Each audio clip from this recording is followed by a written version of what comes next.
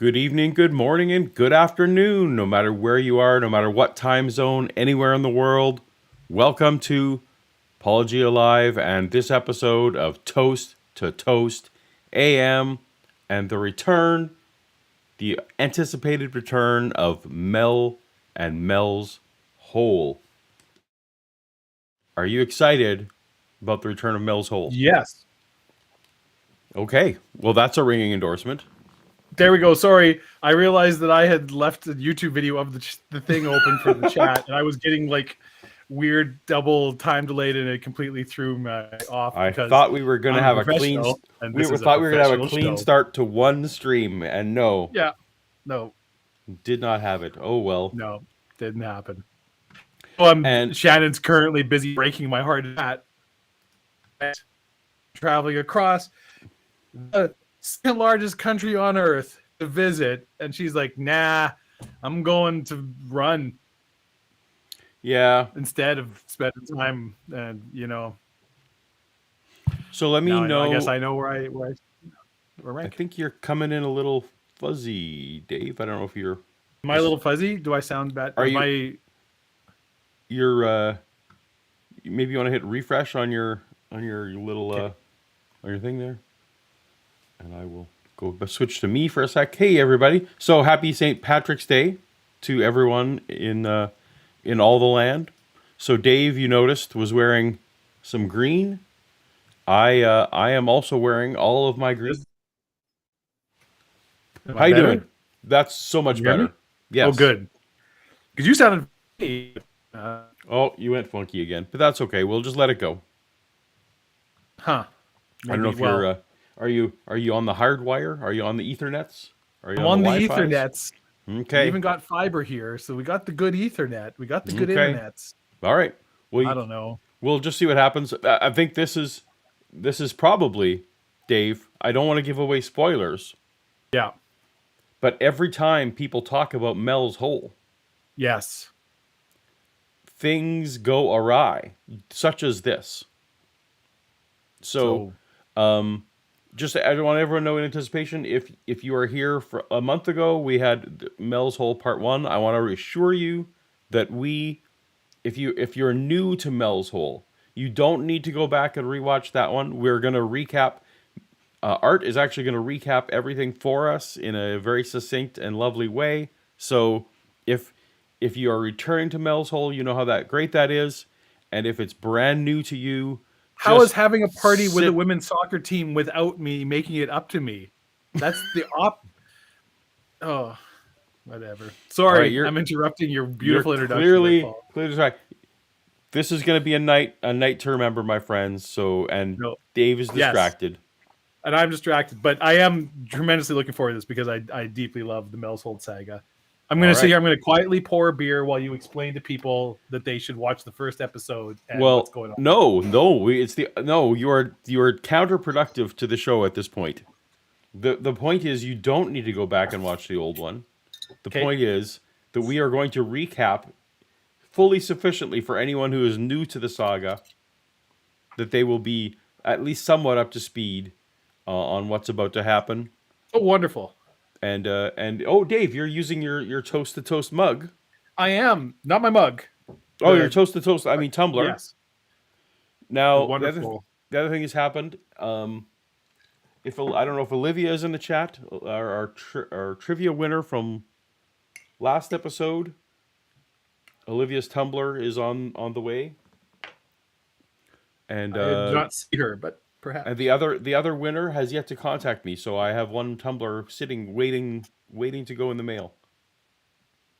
And also, may I say that the fine folks, our sponsors, the fine folks at Mugs has hooked me up with this lovely piece. So I'm having some lovely Irish coffee is what for the theme. We're having Irish coffee.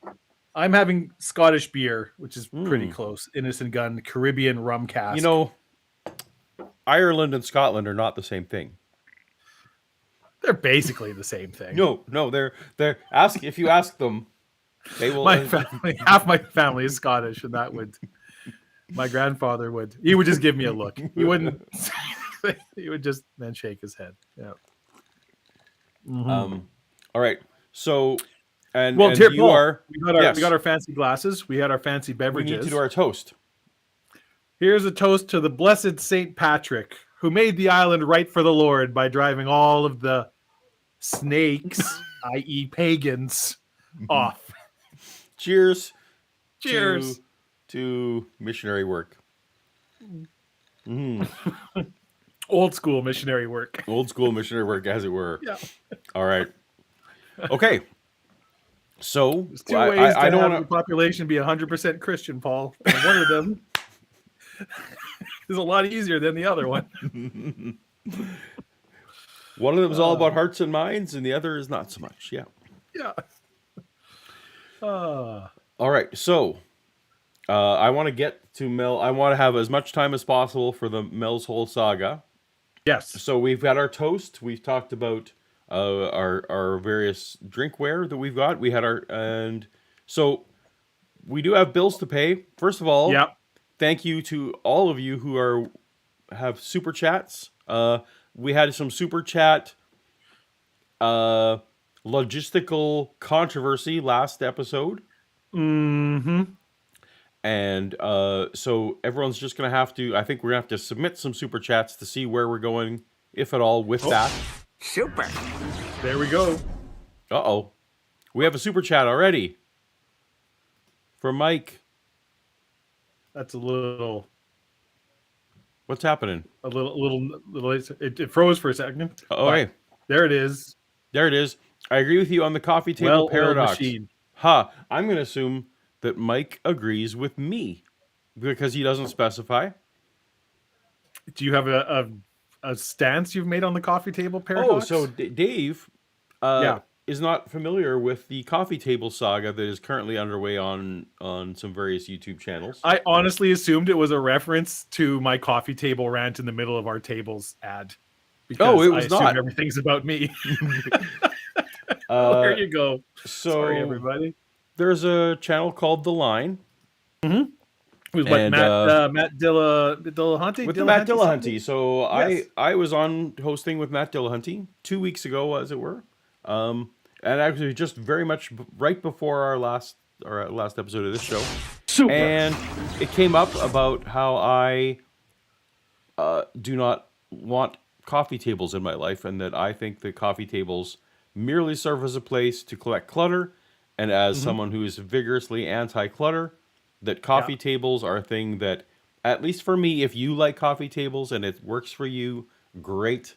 But for me, I enjoy my coffee table-free existence. Now, I no longer live alone.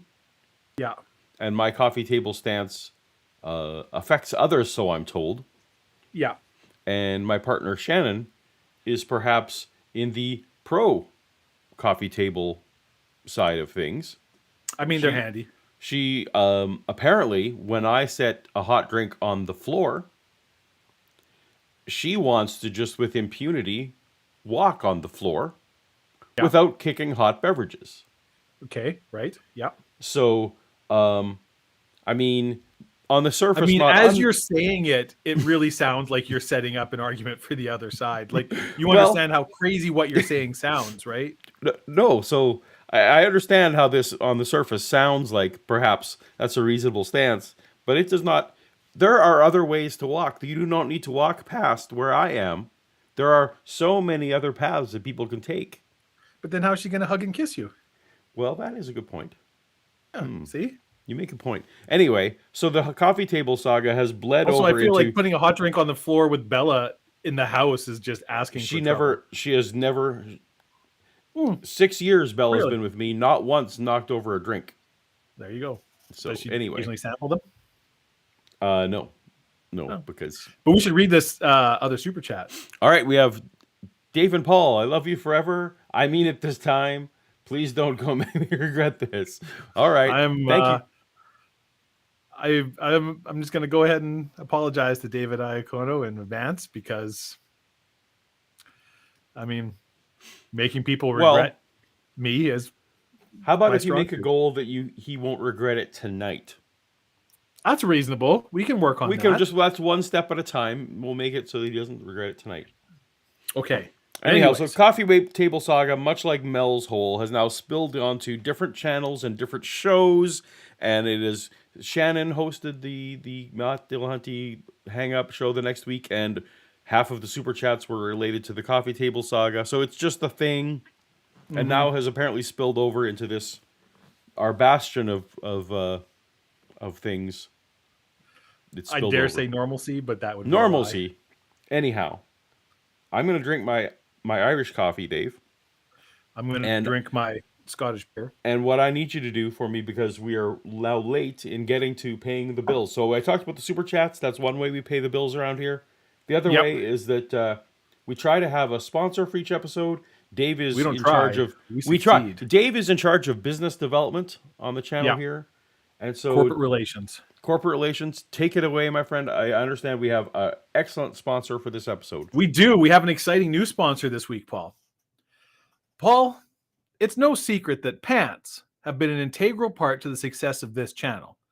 They've been a fantastic sponsor, and we're very grateful to them. But, unfortunately, a series of recent baseless lawsuits, all of which have been settled out of court and can't be confirmed or denied, have highlighted one of the alleged shortcomings of pants. It is said they do very little, some would say nothing at all, to cover your upper body.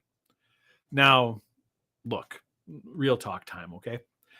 I love pants as much as any of our loyal followers. Honestly, probably more. But even I have to admit that when it comes to bodies, a lot of the really cool stuff is on top. Fingers, kidneys, scapulas, they're all north of the equator and they're all fantastic. And speaking personally, one of my absolute favorite things in the world is that feeling you get when you greet the rising sun and Paul, that light morning breeze comes off the woods and just gently brushes your nipples. However, not everybody shares my predilection, and I appreciate that. So, for situations where modesty is required, or you're in the throes of one of our other wonderful sponsors of this show, Winter, then try a jacket. Jackets are nothing less than pants for your torso.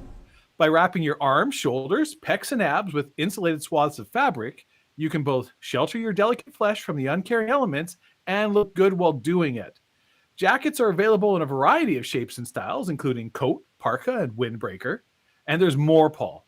Viewers of this channel qualify for an amazing limited time offer.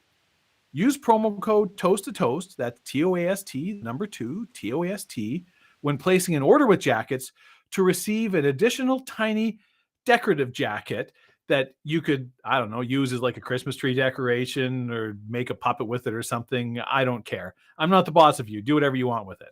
But try a jacket today. Your trunk will be glad that you did. Jackets.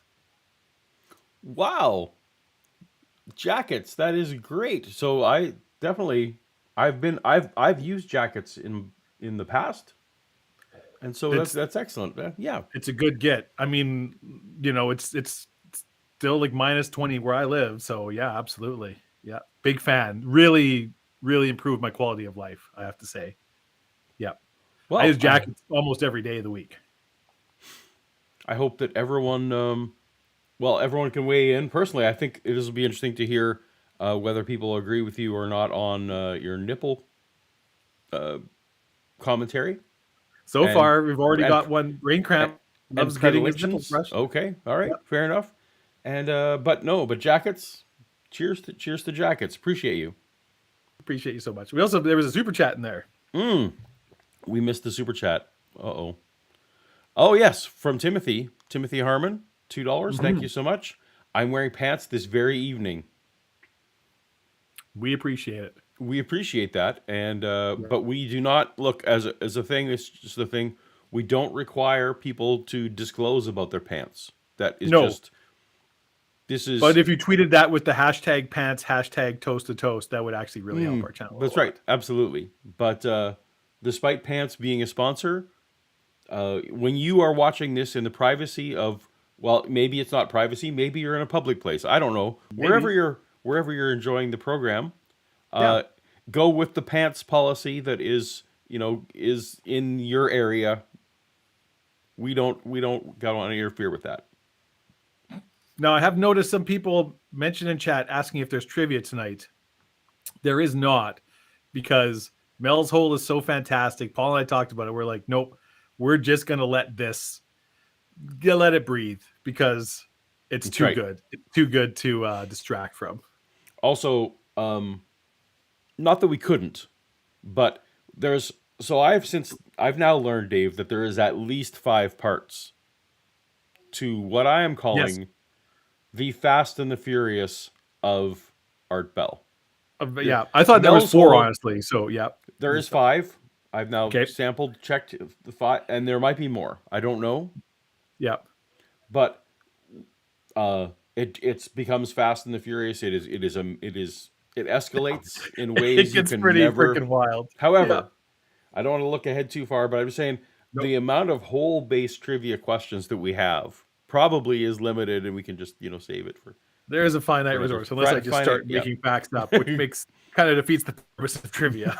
That's correct. So Yeah. So we appreciate everyone who. So we will not be doing bingo or trivia. If you want to quiz each other on trivia in the chat, Mm-hmm.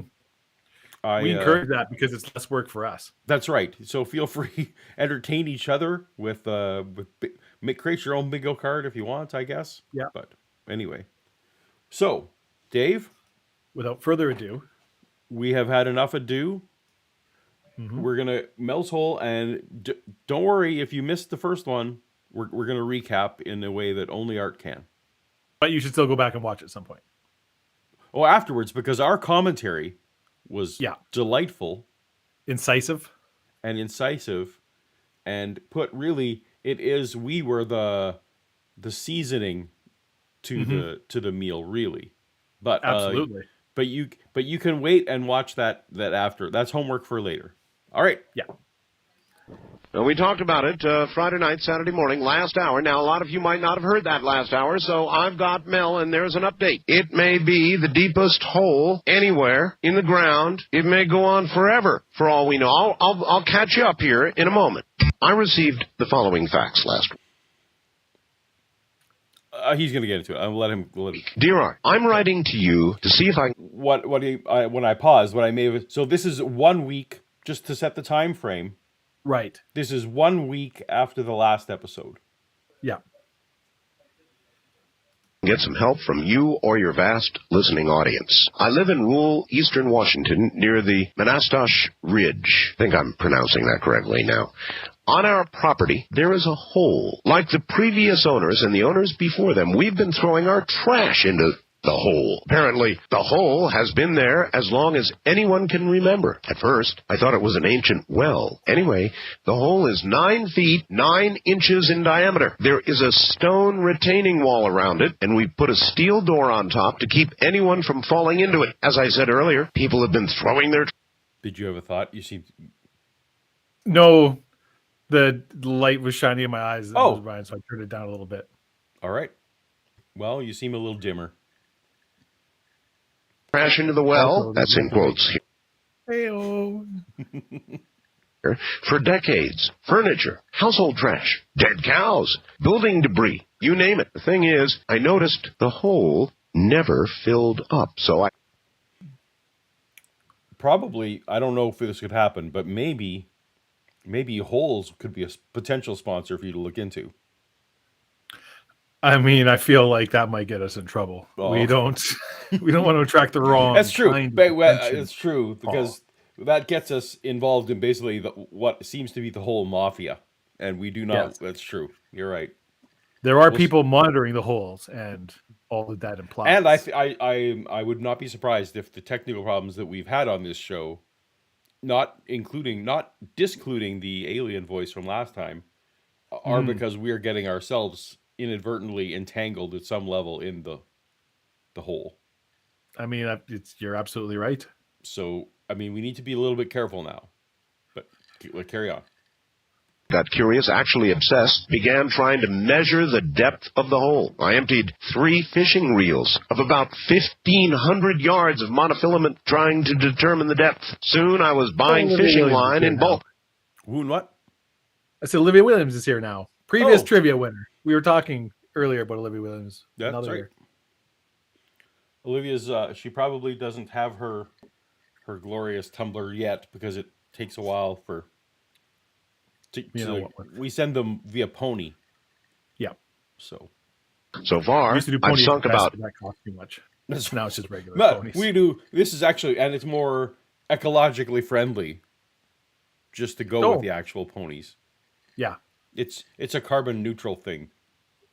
80,000 feet of line into the hole without reaching bottom. My wife works at a local university with a geology department. We hope to get some professional scholarly help in determining the depth of the hole. As far as I can tell, there's nothing else particularly strange about it except for two other things. Dogs refuse to get within 100 feet of the hole. Birds won't sit on the retaining wall or metal door. Another strange thing is there's no echo when you yell into the hole. Indeed, I've never heard anything hit bottom when tossed in. We once tossed in an old refrigerator, and we never heard it hit bottom, no crash, splash, or crunch. I hope your listeners can help with possible explanations. I'm wondering if this, based on my measurements thus far, might be the deepest hole on Earth. Signed, Mel Waters. Well, you know me. I get a fax like this, and I jump right on it. So I called Mel in the middle of the night. We put him on the air. Last hour of the show, Sure did. Yep. So just to in case last any of that kind of, the sound isn't great at the start of it, unfortunately. There's not much we can do. This was recorded in 1996 or 97, somewhere in there.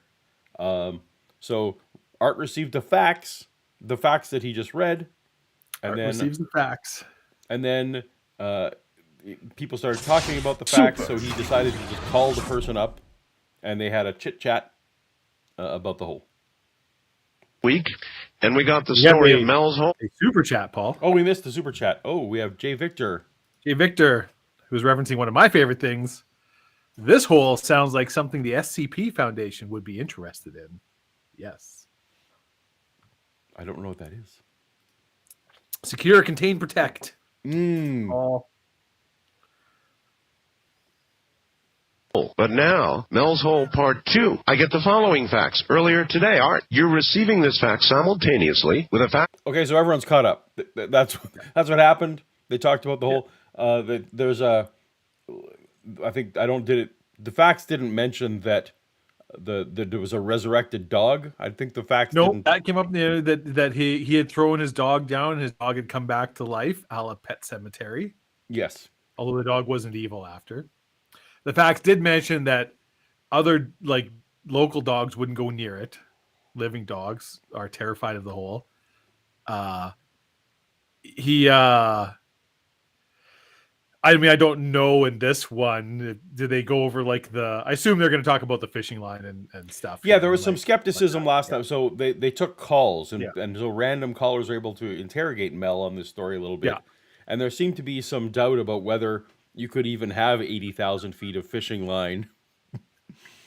That whether the tensile strength would actually hold that much. Yes, it did have a metal door, Shannon. It's just like a covering, right? Like a well.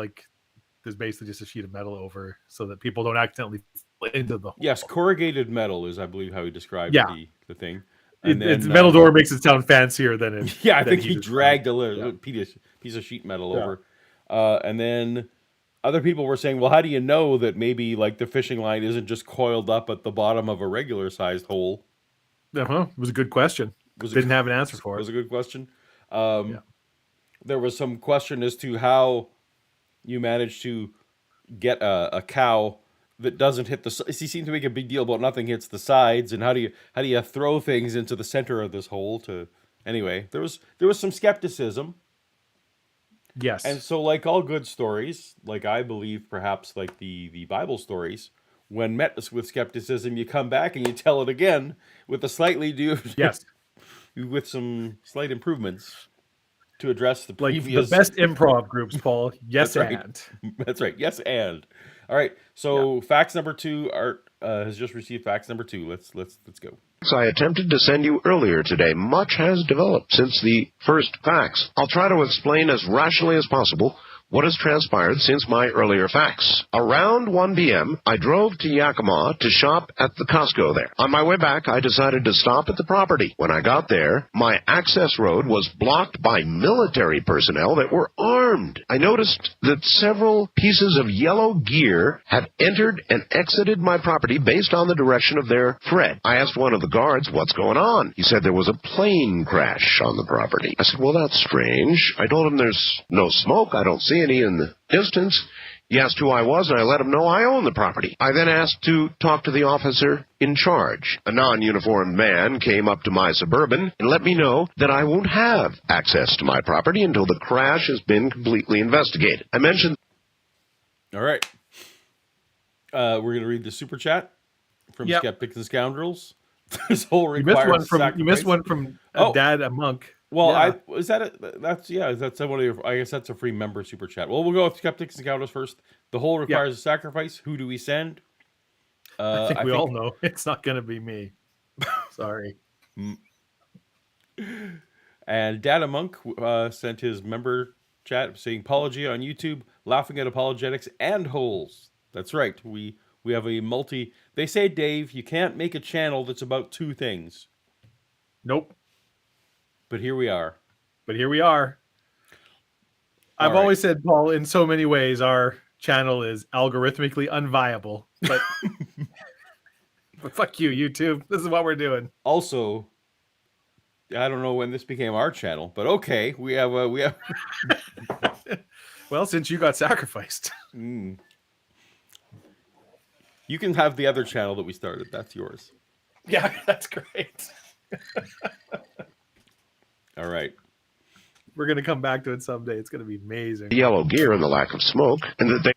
So I could tell the yellow gear was coming on and off based on the treads. That's so we didn't really talk about what happened so far. So Mel went to Costco, presumably to buy things to throw down the hole. I guess you want that stuff in bulk, and they had a special on pork loin, which is delicious. That's just a good deal.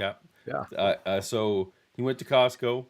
He came back, and they'd closed the access road to his property. So, super chat. Hey, let me know in the chat. Could you hear Alf talking there? I can't. I have, but I can't hear I don't know if the people can. Anyway, Roger Wenzel for $10. Thank you so much. Writes, this is an affront to all of us who totally believe everything ever broadcast. OBCTC 2CT. I don't know. He means on coast to coast. On coast to coast. Oh, well. So, I am not saying we shouldn't believe Mel. This may well. I don't think Dave. Have either of us said that this is not true? No, in fact, well, no, we have not. We did play a little devil's advocate. You and I was supporting Mel's hole, and you were poking holes in the theory. If I remember correctly, by the end of the evening, we kind of switched roles, though, did we not? I can't remember the Bigfoot one. I definitely was anti Bigfoot and for. That's right. I was pro Bigfoot. I was defending the theory. So apparently, some of the people in the chat have come up with their own bingo cards for this. So play along at home. I'm playing Mel's whole bingo. All right. Well, fair enough. Because this show is pretty boring so far. We're on. What are you talking about? The military has seized his property. It's been 1 week. 1 week later. 1 week. Well, actually, we don't know. So what's happened is, so far, there was an invisible plane crashed, apparently, or something. Yes. There was no smoke, nothing. People, I'm assuming means hazmat suits are going around. Yeah. My property. I was told by this man that it's not necessarily my property, and that it would be very easy to find a drug lab on my property. Well, I got the drift. I asked if I could leave. He said, sure, don't come back until we contact you. I asked if he wanted a way to contact me. He said, they know how to contact me. I said, I suppose you don't want me to talk to anybody about this. He said, nobody would believe it anyway. That's about it for now. Oh, I talked to one of my neighbors earlier today. It's not wrong. Yeah. All right, what do I got here? I got Art Bell's reaction, radio interference, ice that doesn't melt. Oh, someone's been reading ahead, but wrong. but that's all right. Unexplainable temperature changes, mysterious properties, There's restored life, debunking attempts. we've got some spoiler alerts in this card. Uh-oh. Do you want me to share my bingo card with you? No, that's too complicated. We can do that. That's for in the middle of the show. I've had too many Yeah, fair Irish enough. coffees to figure that out. We'll just go Yeah. on the honor. I'll go on the honor system, Dave. That yours is. So far, I've got one square marked, and it's the middle one. Oh, all right. So free. I feel like government cover up for me. I've already got that one.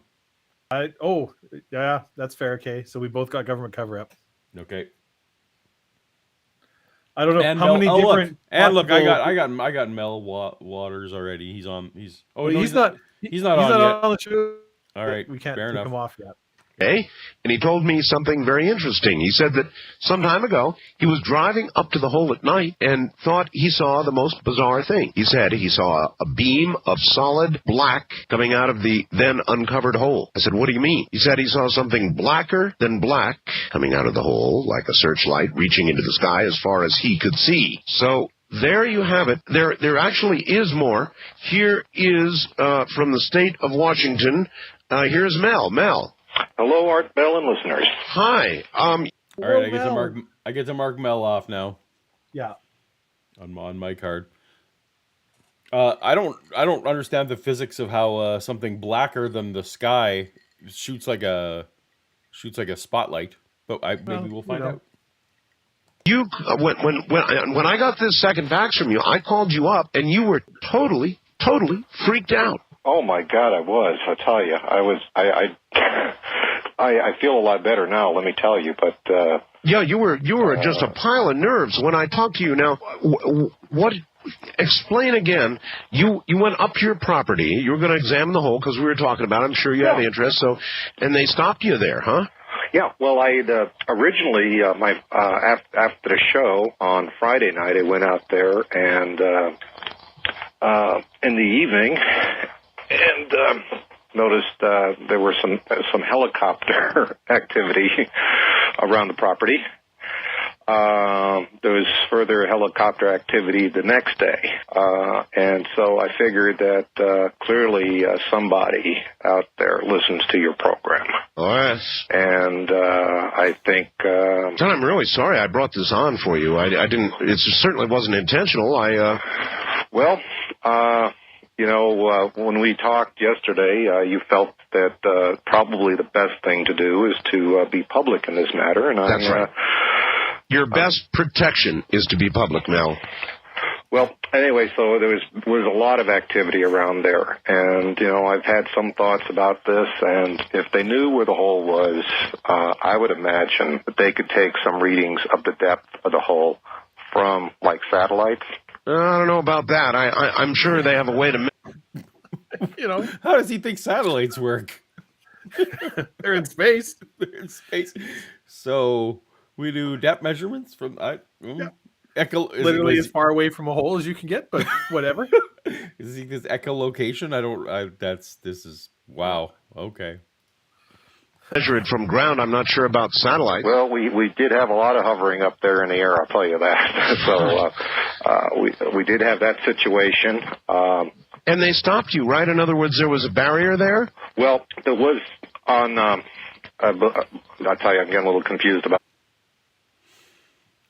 All right, Timothy. How could a beam... Oh. Super. Oh, it's coming in late. All right.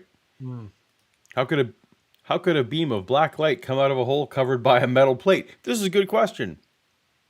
I guess it's black, anti-light, Paul. Metal doesn't stop it. Is black, is it a particle or a wave? Is it a negative space? Is it a void? Hmm. I'm opened up above this hole. Presumably, it explained to us soon. Oh, is my audio going wacky It is. again in my video? It is. Shoot. Yep. You need to stop streaming so many Netflix shows while you're watching. Yeah. No, personally. Anyway, off we go. Well, days. if you were a little guess more it's entertaining, I wouldn't have to. That's true. now Tuesday morning. Yeah, that's right. But since what they had originally there was a barrier, not a barrier, but just armed soldiers, basically. Armed soldiers. Armed soldiers. Since then, they've erected some further down the road. I mean, you can't even... basically, there's the road, there's the access road, and then finally kind of meander into the property. Okay. They now have Jersey barriers at the road. What are those? Jersey barriers, those are, they're kind of like big chunks of concrete. Like the bomb barriers they have at the White House. Those kind of things. More or less. So you could squeeze maybe one vehicle through there, but it's, definitely being controlled, though. I've never heard that name before for the concrete barriers. Have you heard? I have, yes. Okay, you've worked more construction than I. I'm the salt of the earth kind of guy. You are. There. Now, this is your property, right? You've got the deed to this property. This is, mine in the banks. Well, you're in the bank. We're all in the same situation. So they won't let you on your own property, and they're claiming there was a plane that crashed? Yeah, that was the thing. And I said, well, where's the smoke? I've seen plane crashes before. There's got to be smoke. All right. Roger writes, for $5, everyone knows the best way to explore an infinite hole is with helicopters and black searchlights. That is correct. I mean, if you've got a better idea, I'd like to hear it. And so would Mel. So if you could fax him. What is a helicopter going to tell you about a hole? I guess you could tell if other people were around the hole. You could radio down, but you were laughing at the guy in the shark cage. Now you're laughing at the helicopters. I feel like you're not offering constructive criticism, Paul. You're just being mean. So this is a little early to break this out, but just here's an alternate hypothetical situation. What if? Ultra hypothetical. Yeah. What if you didn't own property at all? Okay. But then you own nothing. You own no land, whatever. But one day you faxed Art Bell and said, "Hey, I've got a hole," and you just think it's going to be a funny fax, and he's going to read it on air, right? But then he calls you, yeah, and for several hours you take calls about the hole in the property that you don't own. Okay. And then a week later, people like Art say, "Hey, can you take some pictures for us? And maybe can we come visit and let's do some stuff?" And oh, shoot, I don't own property anymore. How do I come up with a plausible story where I don't actually have custody of my hole anymore? I mean, in theory, an unscrupulous person would make up a story about how they're legally blocked from getting to the hole. Mm-hmm. I mean, I assume you're talking about some sort of Russian gentleman or something like that, because surely that wouldn't happen. Not to assault a person like Mel. I meant someone unscrupulous. No. Yeah. Mm-hmm. His dog died, Paul. I mean, you're a little couth. The dog came back. Mm-hmm. Yeah, but he did die first. Why don't the cows come back to life? I mean, we talked about that. Oh, that's right. Maybe they do, and we just don't know. Right. The thing about cows is they all pretty much look the same, so maybe it did come back and you wouldn't really know. Yeah, right. So this story checks out. Anyone who's in theory, that's infinite food. Like if you butchered a cow and then threw the remains down the hole and the cow came back, I mean, I don't know if that's how it worked, but because it would be sad though if you took like some steaks off of it and then threw it down and then it came back to life with those steak parts missing. Yeah, well, I mean, you do it once, and then if that's the case, you kill the cow again quickly. I gotcha. Yeah, right. Because that's throw it down the hole again. That's a Brundlefly situation. You don't want to get. Yeah. All right. Yeah. And again, I asked to talk to the officer in charge there, and I figured, one of these military types would come up, and I don't know, maybe he was just dressed in civilian clothes because of the nature of what happened there. But he told me that I won't be able to go out there until the accident's been investigated, and I was insistent about my property rights, and he seemed to indicate that this might not We all have to necessarily be my supplement our income property in somehow regards on to the drug lab. this. So, No judgments. but the problem is, I do have a sort of a lab on the property, but Oh, no, wait a minute. Ooh. Whoa, You have whoa. a sort of lab? What kind of lab? In case anyone missed that, so the guy said, "Hey, it'd be easy to find a drug lab on your property, seemingly like a mobster might do. It's like, hey, it'd be a shame if something happened to this place. So if the officials, so back in the 80s, 90s, and probably it's still happening today. I don't know. Sometimes I hear that a police tactic may well be to plant some drugs on a suspect in order to expedite some searches and things like that. I see. I've heard, again, not the scrupulous kind, No. but this might be the hypothetical unscrupulous kind that I was referring, in the category of earlier. I mean, it's yes. they've already. It sounds like, Paul, and I don't want to talk out of school here, but it sounds like they're lying about a plane crash already. So I'm not sure. I think you're right. Vocabulary is on the up and up. This doesn't seem like it may be a real plane crash. It may seem like they're trying to take this hole from Mel. I think Mel might be in real trouble here. Yeah. Well, I think the property rights people around us, I think the most Americans, red-blooded Americans, should be most upset about the property violations that are happening here. Oh, look, is my screen frozen on me? It did. Oh, there it did. Yep. We're having fun tonight. It's good. We're having fun. All right. Should go tell everybody else in my building they can't use the internet. All right. So, turns out Mel may have made matters worse for himself by actually maybe having something going on here. Let's see what he's got. This is, of course, Mel is just a victim of bad circumstance here. I guarantee. Like in playoff hockey, they'll let you get away with all kinds of shenanigans you wouldn't get away with in a normal hockey game.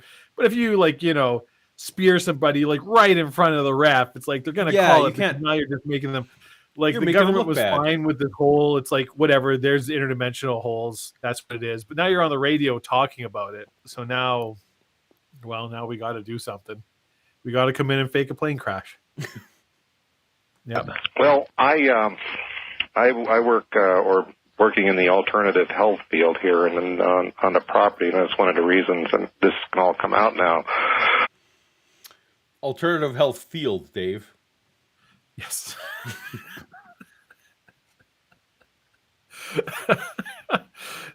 Now you might be thinking to yourself, "That's a pleasant euphemism for unproven science." You're wrong. This is holistic. This is Mel. Mel, I want to like you, Mel. I want to be on your side here. But Mel so what I believes in the vibrational power of crystals. What I do is sell stuff that is not proven to work. Because if it was proven to work, they would just call it medicine and not alternative medicine.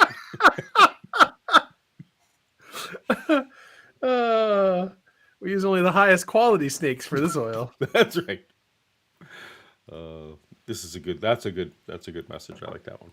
I imported some plant life from northern Nevada. They were Native American plants that the Indians used there for treatment of various illnesses, mostly cold and flu.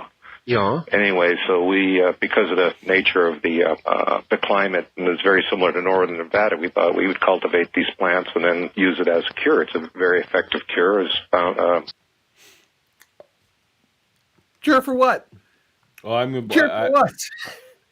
I just want to say I got Native American. I'm going with Native American legends at this point. Yeah, I feel like he's unfairly blaming. Oh, it's not me with the alternative cures. I just get stuff from the local Native Americans. I haven't really been paying attention to my bingo card. That's fine. I just mainly I was getting a little upset about how he's tossing the local Native population under the bus. But they didn't do nothing. Yep. Not a narcotic, is it? No, it's not narcotics. Well, then what the hell are they talking about drug lab? Well, there is a lab there, though. But there's no. You're not cranking out. I mean, it's a lab. and I sell things Oh that my I God. say are medicinal. So if you want to get semantic about it, I also love the only kind of drug that's bad is narcotics. that's right. Like anything else, What that's are they fine. upset about? It's an upper. What are you talking about? That's good. Speeds up your heart. Crank or methamphetamine or anything? Yeah, but if they had, for instance, if they found like it was a drug lab, they could seize my property. So it was their way of telling you, listen, brother. That's not how stay- that works. I feel like they could seize your property if you had a drug lab going there. I mean, I'm pretty sure they can't. Like, they could probably seize the lab and maybe take you to jail, but I'm pretty sure, and I'm not speaking from nothing here, like, the government can't just take your property because of... Oh, and certainly not an alleged crime. No. Even if it was proven, if you were guilty, like you might go to jail, they might fine whatever, but they can't just take... That's a big deal. I don't want to super get us off course here. All right. But there is a family friends of ours, or Japanese, in Calgary. So there's a big thing: Japanese internment camps in World War II. Right? I feel like you're going to demonetize this whole thing. Yeah, Canada and the U.S. both did it. They took Japanese families and sent them off to internment camps because they were worried about Japanese spies in World War II. Didn't do it to the Germans, but whatever.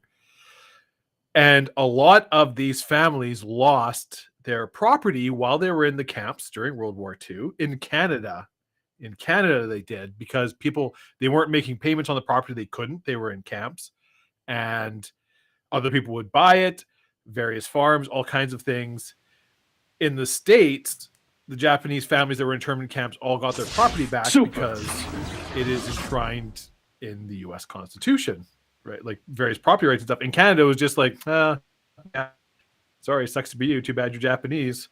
That's just gone. It's gone forever. And most of the Japanese families after World War II didn't fight it in court because, they just wanted to kind of get along and go. And a lot of Canadian Japanese families lost everything they had because of that. Because the government did just take their property just because. Anyways. So, I feel like that actually just reinforces what I was trying to say, is that they totally can take your stuff. In Canada, they can. In the States. Oh. No, so as I'm saying, in the United States, all of these Japanese families got their property back when they got it. I see. Because it is, this is your rights to property are enshrined, and you can't, without justifiable reason, you can't just take somebody's property, and committing a crime on the property is not a justifiable reason. All right. But yeah. Well, we have a super chat. Yes. Thank you from Timothy. Yeah, they can. It's called forfeiture. Okay. Well, yes. We're just gonna. This is not the point of the Mel Hole story at this point, so we're gonna let this one slide because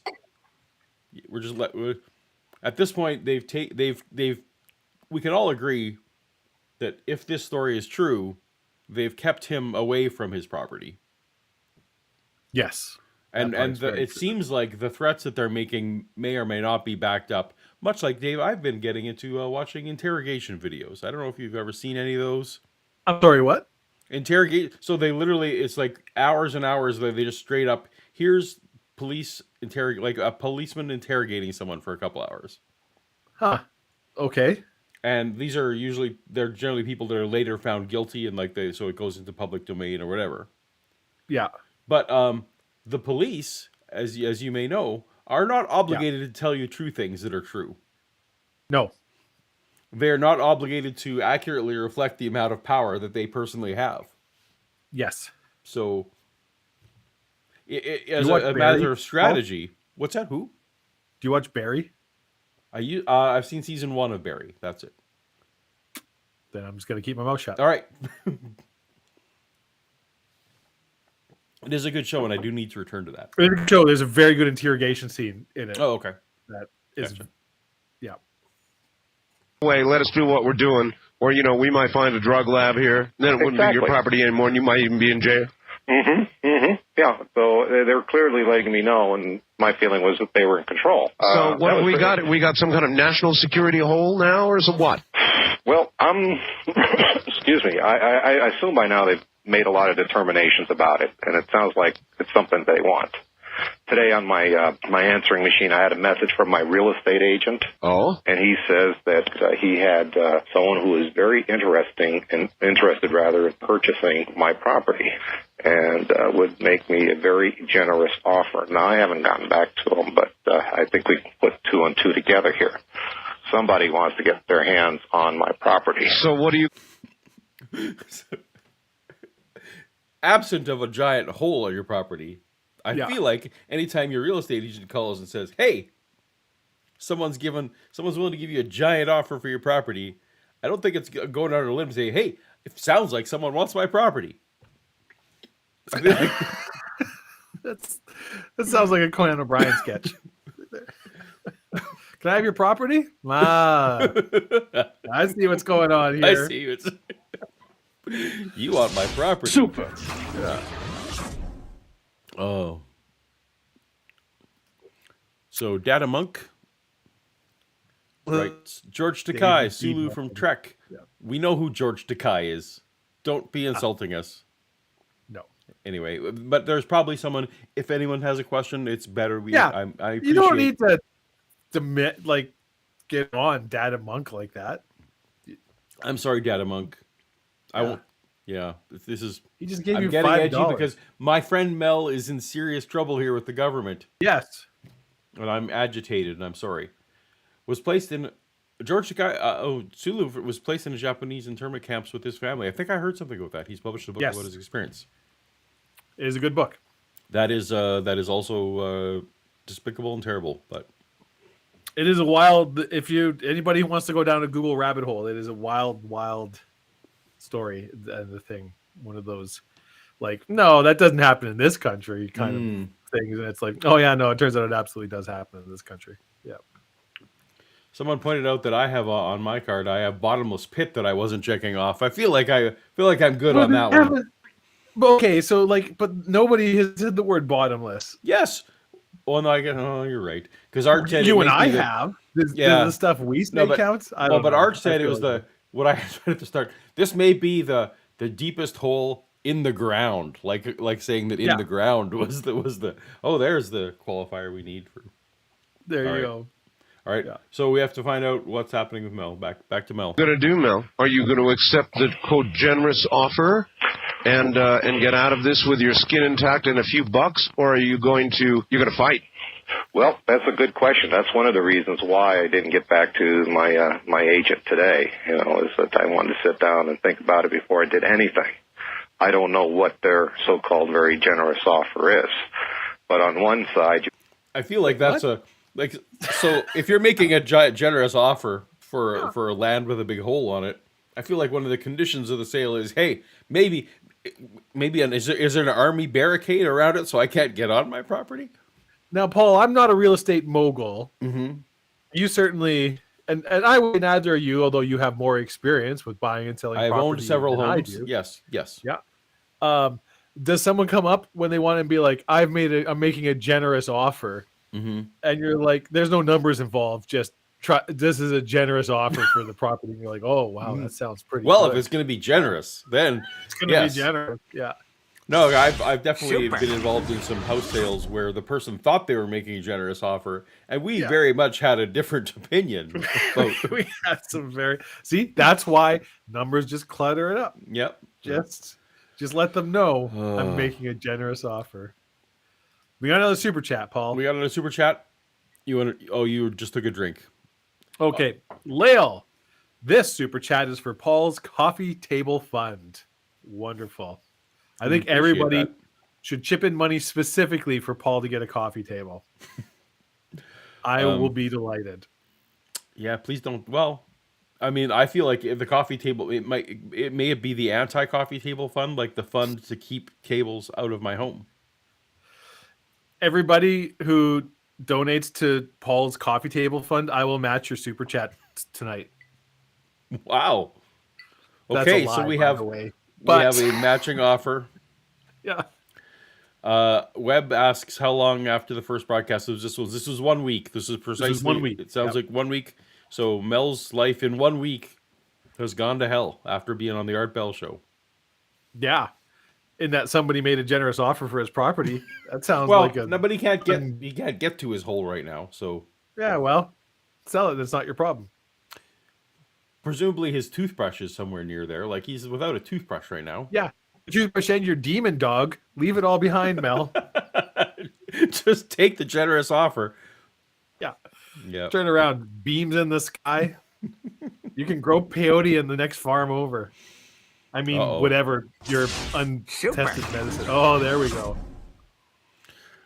So Timothy, we got these. They're pouring in here. Timothy, coffee table in Paul's home. Yeah. We got Well, now Mike. this is a mixed message. You can do so many activities without the cape. So we were watching a movie tonight. We watched The Whale. I don't know if you've seen The Whale.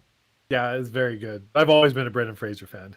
Again, and I pointed out it maybe wasn't it was an emotional scene, and I noticed that again the coffee table was literally a problem in the scene, and I pointed that out, and someone rolled their eyes at me like that was maybe not an appropriate time to be talking about coffee tables. This is your maybe. Maybe just watch the fucking movie. Yeah. Probably was it Bella? Was it Bella that rolled her eyes at you? That's Yeah. Yeah. What a bitch. Thank you, Olivia. See what I did there? Yeah, Thank you, Timothy and Mike and Olivia. Appreciate you. You haven't read Olivia's. Possible drug lab. I did for coffee table. I read the thing. We'll do it again. You're just calling my dog names. Yeah. But on the other side, you have a very, very generous offer.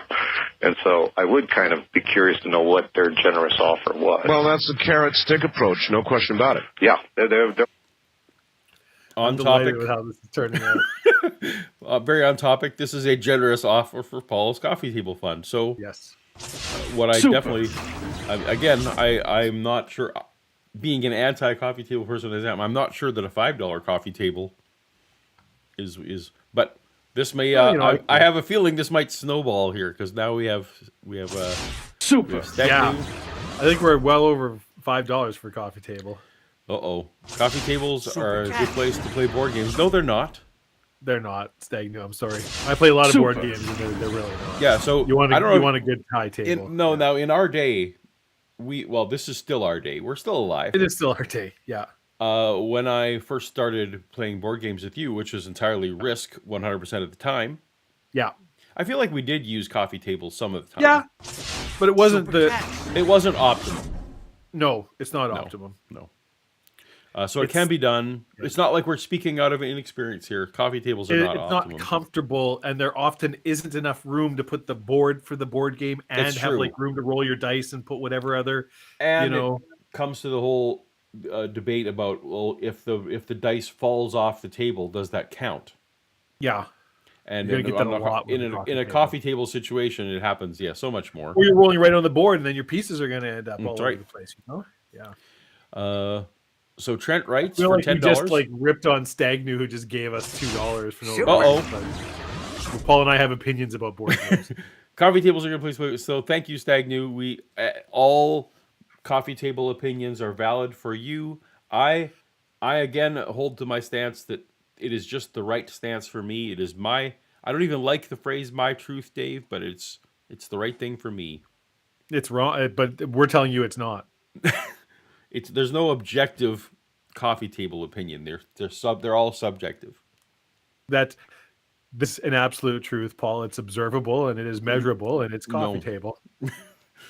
Unless someone buys and sells a lot of properties, they wouldn't have a my agent. That's true. Maybe Mel he's got a lot of, he's got alternate medicine drug money going for him. He's got Agent Smith. Why, I was wondering what might Well, you should read the rest of the super chat first. Oh, okay, fine. They wouldn't have a my agent, and how would someone know who that agent used? That's true. I don't think he mentioned his agent's name in the last broadcast. Oh wait, it's the government. They have ways. See, here's the thing.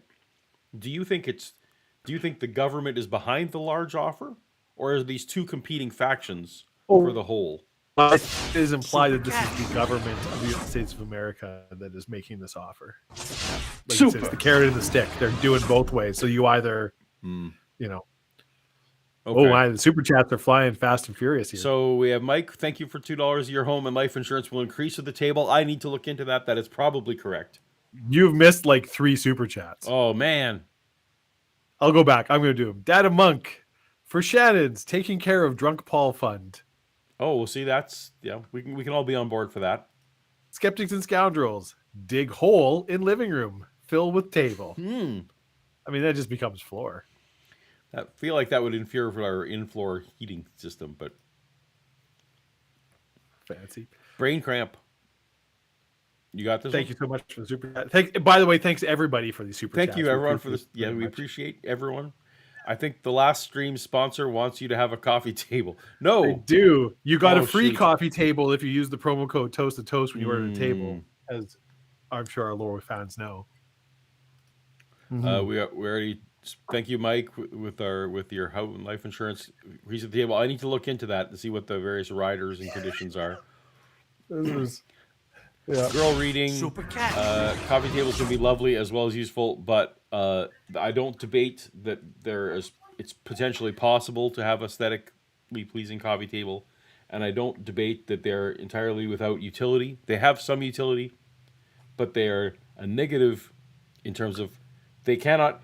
No one has invented. There's no coffee table equivalent of Mel's hole where everything just goes away. There's clutter and it stays there. Have you ever seen? It's some Australian sketch comedy show about the magic table. No. Oh yes, I have. And I don't want to get into it. I don't want to link it on here. yeah, no. Yeah, I know the one. I know the one you mean. Yeah. So we have Phil Greeley for $10 who writes coffee table. I feel like that's ambiguous. I don't know whether you're pro or anti coffee table. So Yeah. I'm gonna go with you're on my side. You're clearly well. If you're giving money, it's to buy a coffee table. So every No. super chat is pro coffee table. That's not how I'm interpreting this.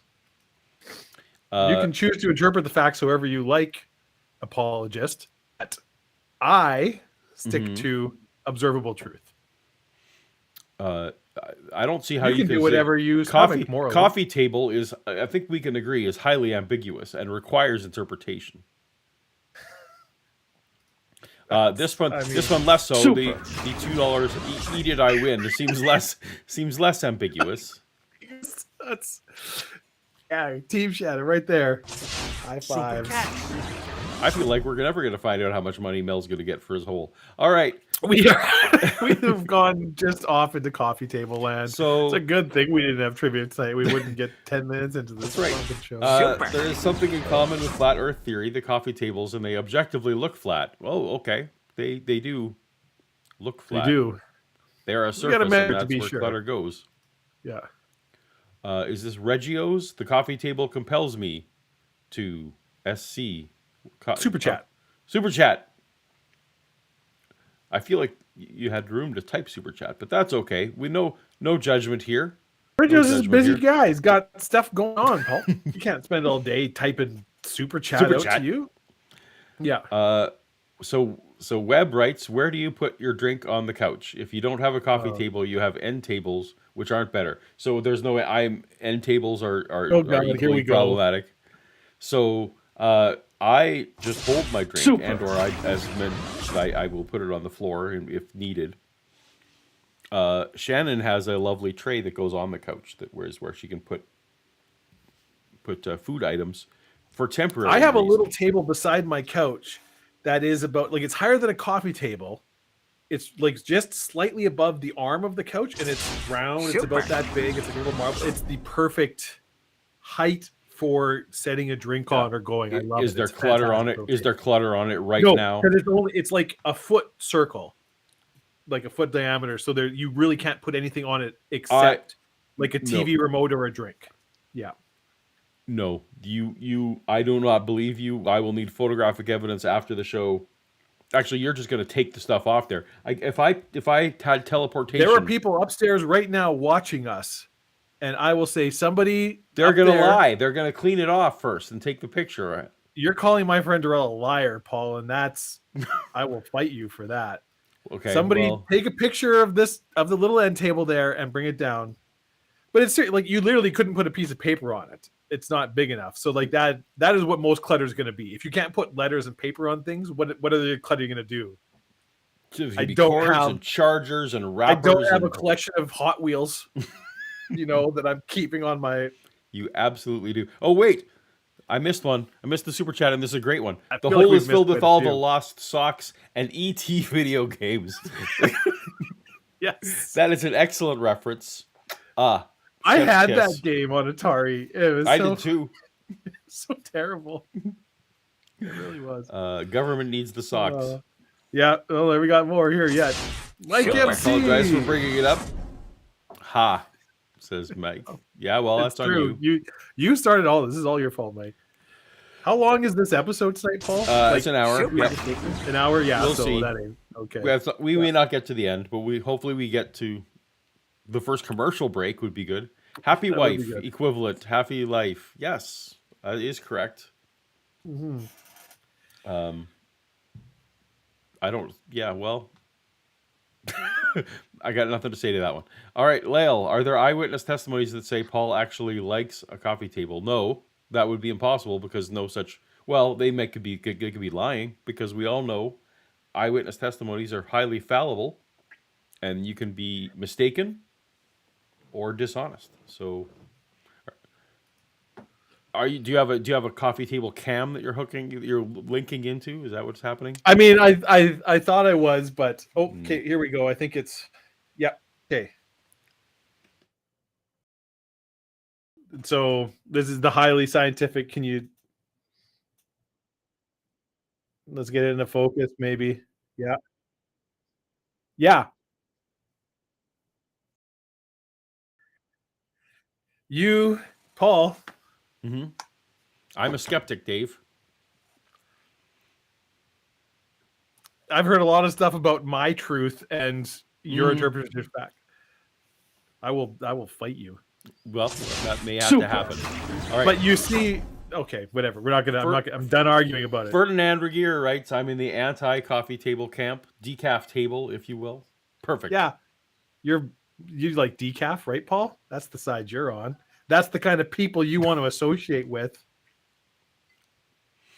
You smug, hairy bastard. All right. I feel like now we need to go back to the government intimidating someone on their property just to keep things less heated. This is gonna turn down. Let's turn down the temperature of the room. Yeah. Whoa. And get to unlawful seizure of property. Drug labs. Drug labs. Oh, we got someone snuck one in here. Oh. Melly. 500 people. Super. Yes. 500 people told me that Paul loves coffee tables. Well. Oh, it's the first super chat from Melly. I get that reference. Yes. All right. Paul did. It's a good question, Brain Cramp. I don't have an answer. Oh, okay, wait. So Ronan. No, Ronan. No. We haven't missed the fucking thing because we've been talking about coffee tables for the last hour. Because. So here's what you need to know. Here's to get caught up very quickly. 1 week after the initial Mel Hole episode, Mel went back to went to Costco. Everything was fine. Came back from Costco and they wouldn't let him back on his property because of an alleged plane crash. And that's where we are. Working the both ends here, I think, and I'm, I feel a lot. What? They're working both ends. What's happening? Well, no, as you said, it was the carrot. It was the carrot and the stick. They're offering him money and intimidating him. A lot calmer about this now than I did before. It was. Now you were almost panicked, weren't you? It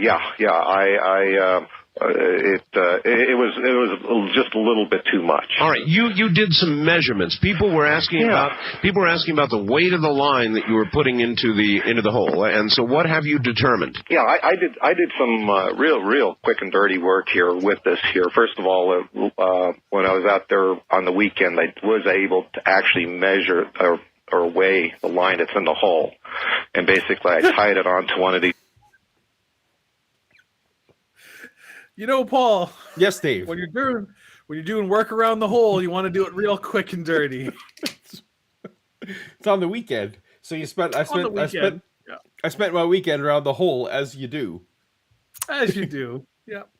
Although, to be fair, he was on national radio Absolutely. the week Yep. before, and so I think he probably even though it was This is his the days hole. before there was OnlyFans, so Paul had to, show his Mel had to show his holes on the radio. So there's some renewed interest for Mel personally in this hole of his, because he's just been love bombed by the whole country. That this is, this is something of interest to many people, not just he. To be fair, as we've discussed, there were many millions of people who listened to this show. That's right. It was the largest radio show incredibly, yeah, in the nation at the time. So, yep. Mark writes for his member amount. Thank you for being a member. I read about Paul's infamous love of coffee tables in a book. This book also confirmed that this book was true. So there you go. You see, I love my fans. They're drawing clever analogies to things that I do on other shows. Thank you. I didn't catch it. Oh, well, it's the I don't have my. Where's my For the Bible Tells You So stuff? Yeah, all right, fair enough. Little fisherman's scales, okay? And, all right. It's a little spring operated thing there, but I had a weight on that, including the 1 pound sinker on there. It looks like it weighs about 17, 18 pounds. What does? Okay, yeah. So one of those one of those luggage weigher type hang things. You put it on there. So his 80,000 feet of fishing line weighs 17 pounds. Yes, I think we hashed that out last time. We did some. Yeah, there was a lot of debate about that, and fair enough. He had some kind of weight. A 1 pound weight, as I recall. Yeah, 1 pound weight. Yep. Yep. The line that's in the hole. In totality? Yeah, the entire weight of the line. Basically, the line weighs 10 ounces for every 1,000 yards. Okay, so no, but here's the problem. Yeah. If, in fact, this thing was the 1 pound weight was resting on the bottom and it was just coiling up at the bottom there. Yeah. His little suitcase fisherman line weight thing wouldn't actually be bearing the weight of what's coiled up and resting on the bottom. No. So this actually proves nothing. No. Okay. We stopped. Well, okay. I feel like I should be trying to play. Like maybe he's you can tell on the top, like you feel like it's getting heavier and heavier on the top. There's more of a weight dragging as he continues to put. Although even though it's still only like under 20 pounds of coil, so it's not a tremendous weight. But Fair it's enough. true. It's all true. It's all true. Lael writes, is there a relationship between generous offers of Paul's love for coffee tables and people being eyewitnesses to Bigfoot? There might be a correlation there. Yeah. And do you know what it is? What's that? Aliens. Freezer aliens? Is it not possible, Yes. Paul, Yes, Dave. that aliens have manipulated your perception of reality using their advanced technology so as to make you believe that this is not a real thing, that this is some kind of joke that Mel is Oh, that is possible. charlatan or liar? Yeah. Because they are trying to hide the truth of this hole and the incredible, reality altering things we would learn from studying this dimensional rift, this hole to, I almost spoiler alerted it there. Yes, Okay. this deep hole. All right. I think that possible. I'm not going to say not possible. It absolutely is possible. 17 or 18 Oh, but wait, I see on my bingo card here, I got fishing line experiment. I feel like I can check that one off. pounds. Yeah. It's 20-pound test line, right? Mm-hmm. And you have got 1 pound down at the end of it, tied on the end of it, right? That's right. So one of the things is it's and this has become a moot point at this point, but if I drop much more line down there and Nephilim. See again, but yeah, it's an excellent reference. I can't tell from that. That's ambiguous. I don't know if Timothy is pro Nephilim or anti Nephilim. Can't tell. It pays to be pro Nephilim. Mm-hmm. If you want, if you want a world of trouble, be anti Nephilim because That's right. They'll get you. They'll get They you. might start planting drug labs on your property. You don't know. Based on what your caller said, this line will break. There's a lab. And I sell what I call our drugs. So Yeah. At maybe this did actually happen, and he literally just got his property seized for regular drug use, and he's What the hell do you mean maybe? no, sorry, maybe When this happened, when this happened. there you go. Hear me out. Let me rephrase. I appreciate this correction. When this happened, maybe they didn't know about the hole. Maybe this was just a regular seizure for drug. That's true. stuff. Maybe this is just the FDA's out there doing their Right. good work. Right. Keeping the kids And the safe. timing is just coincidental that you were on national radio bragging about your deepest hole in the existence. Like, I mean, hole aside, if you're selling, untested, regulated, that's the word I'm looking for. Thank you, Paul. Unregulated, home medicines. People can be hurt. You gotta be on that, right? Like, Yeah, you can't just because you call it, It's actually folksy, whatever. I don't know if this is true back in the day. Like it's the claims you make about the thing that are illegal, not the selling of the thing. You just can't. You can sell snake oil if you want. You just can't also at the same time say that it cures. Yes, unless you're actually selling some kind of prescribed Right, substance. exactly. And just saying, well, this is just my thing. It's like, well, no, this is actually, like fentanyl under another name or whatever. That's not good. The Ronin for $2 writes. Super cat. So We were in far, the I think States, we I could will start our remain own an religion, a-holist. Yeah. Wahoo. We could call it the a-holes. Oh, If we were in the States, we could start our own religion. We could get some tax a-holes. benefits, maybe, right? yeah. Yeah. Show those pastafarians a thing or two. Look, I will insist that an a-hole isn't someone who says that holes don't exist. They just lack a belief in holes. Yeah. They don't make the positive claim that no holes exist. I'll tell you one thing about those a-holes. They put the b-holist guys right out of business. Super cat. So, Denonymous makes an excellent point here. Table plus hole equals billiards. Or golf. Oh, no, wait. There's no table in There's golf. no table Never in golf. mind. Now I sound like an idiot. Damn it. Paul, cut that out. Edit that. Okay, we'll edit that out. No worries. Okay, thanks, buddy. Timothy Harmon for $2. Thank you. Right, no one is rating GMC. Like General Motors Company? I think that's the General Motors company. Isn't GMC a place where they sell like health stuff? Yes. I don't know. Yeah, I think you're right. It is also a brand of trucks. That's correct.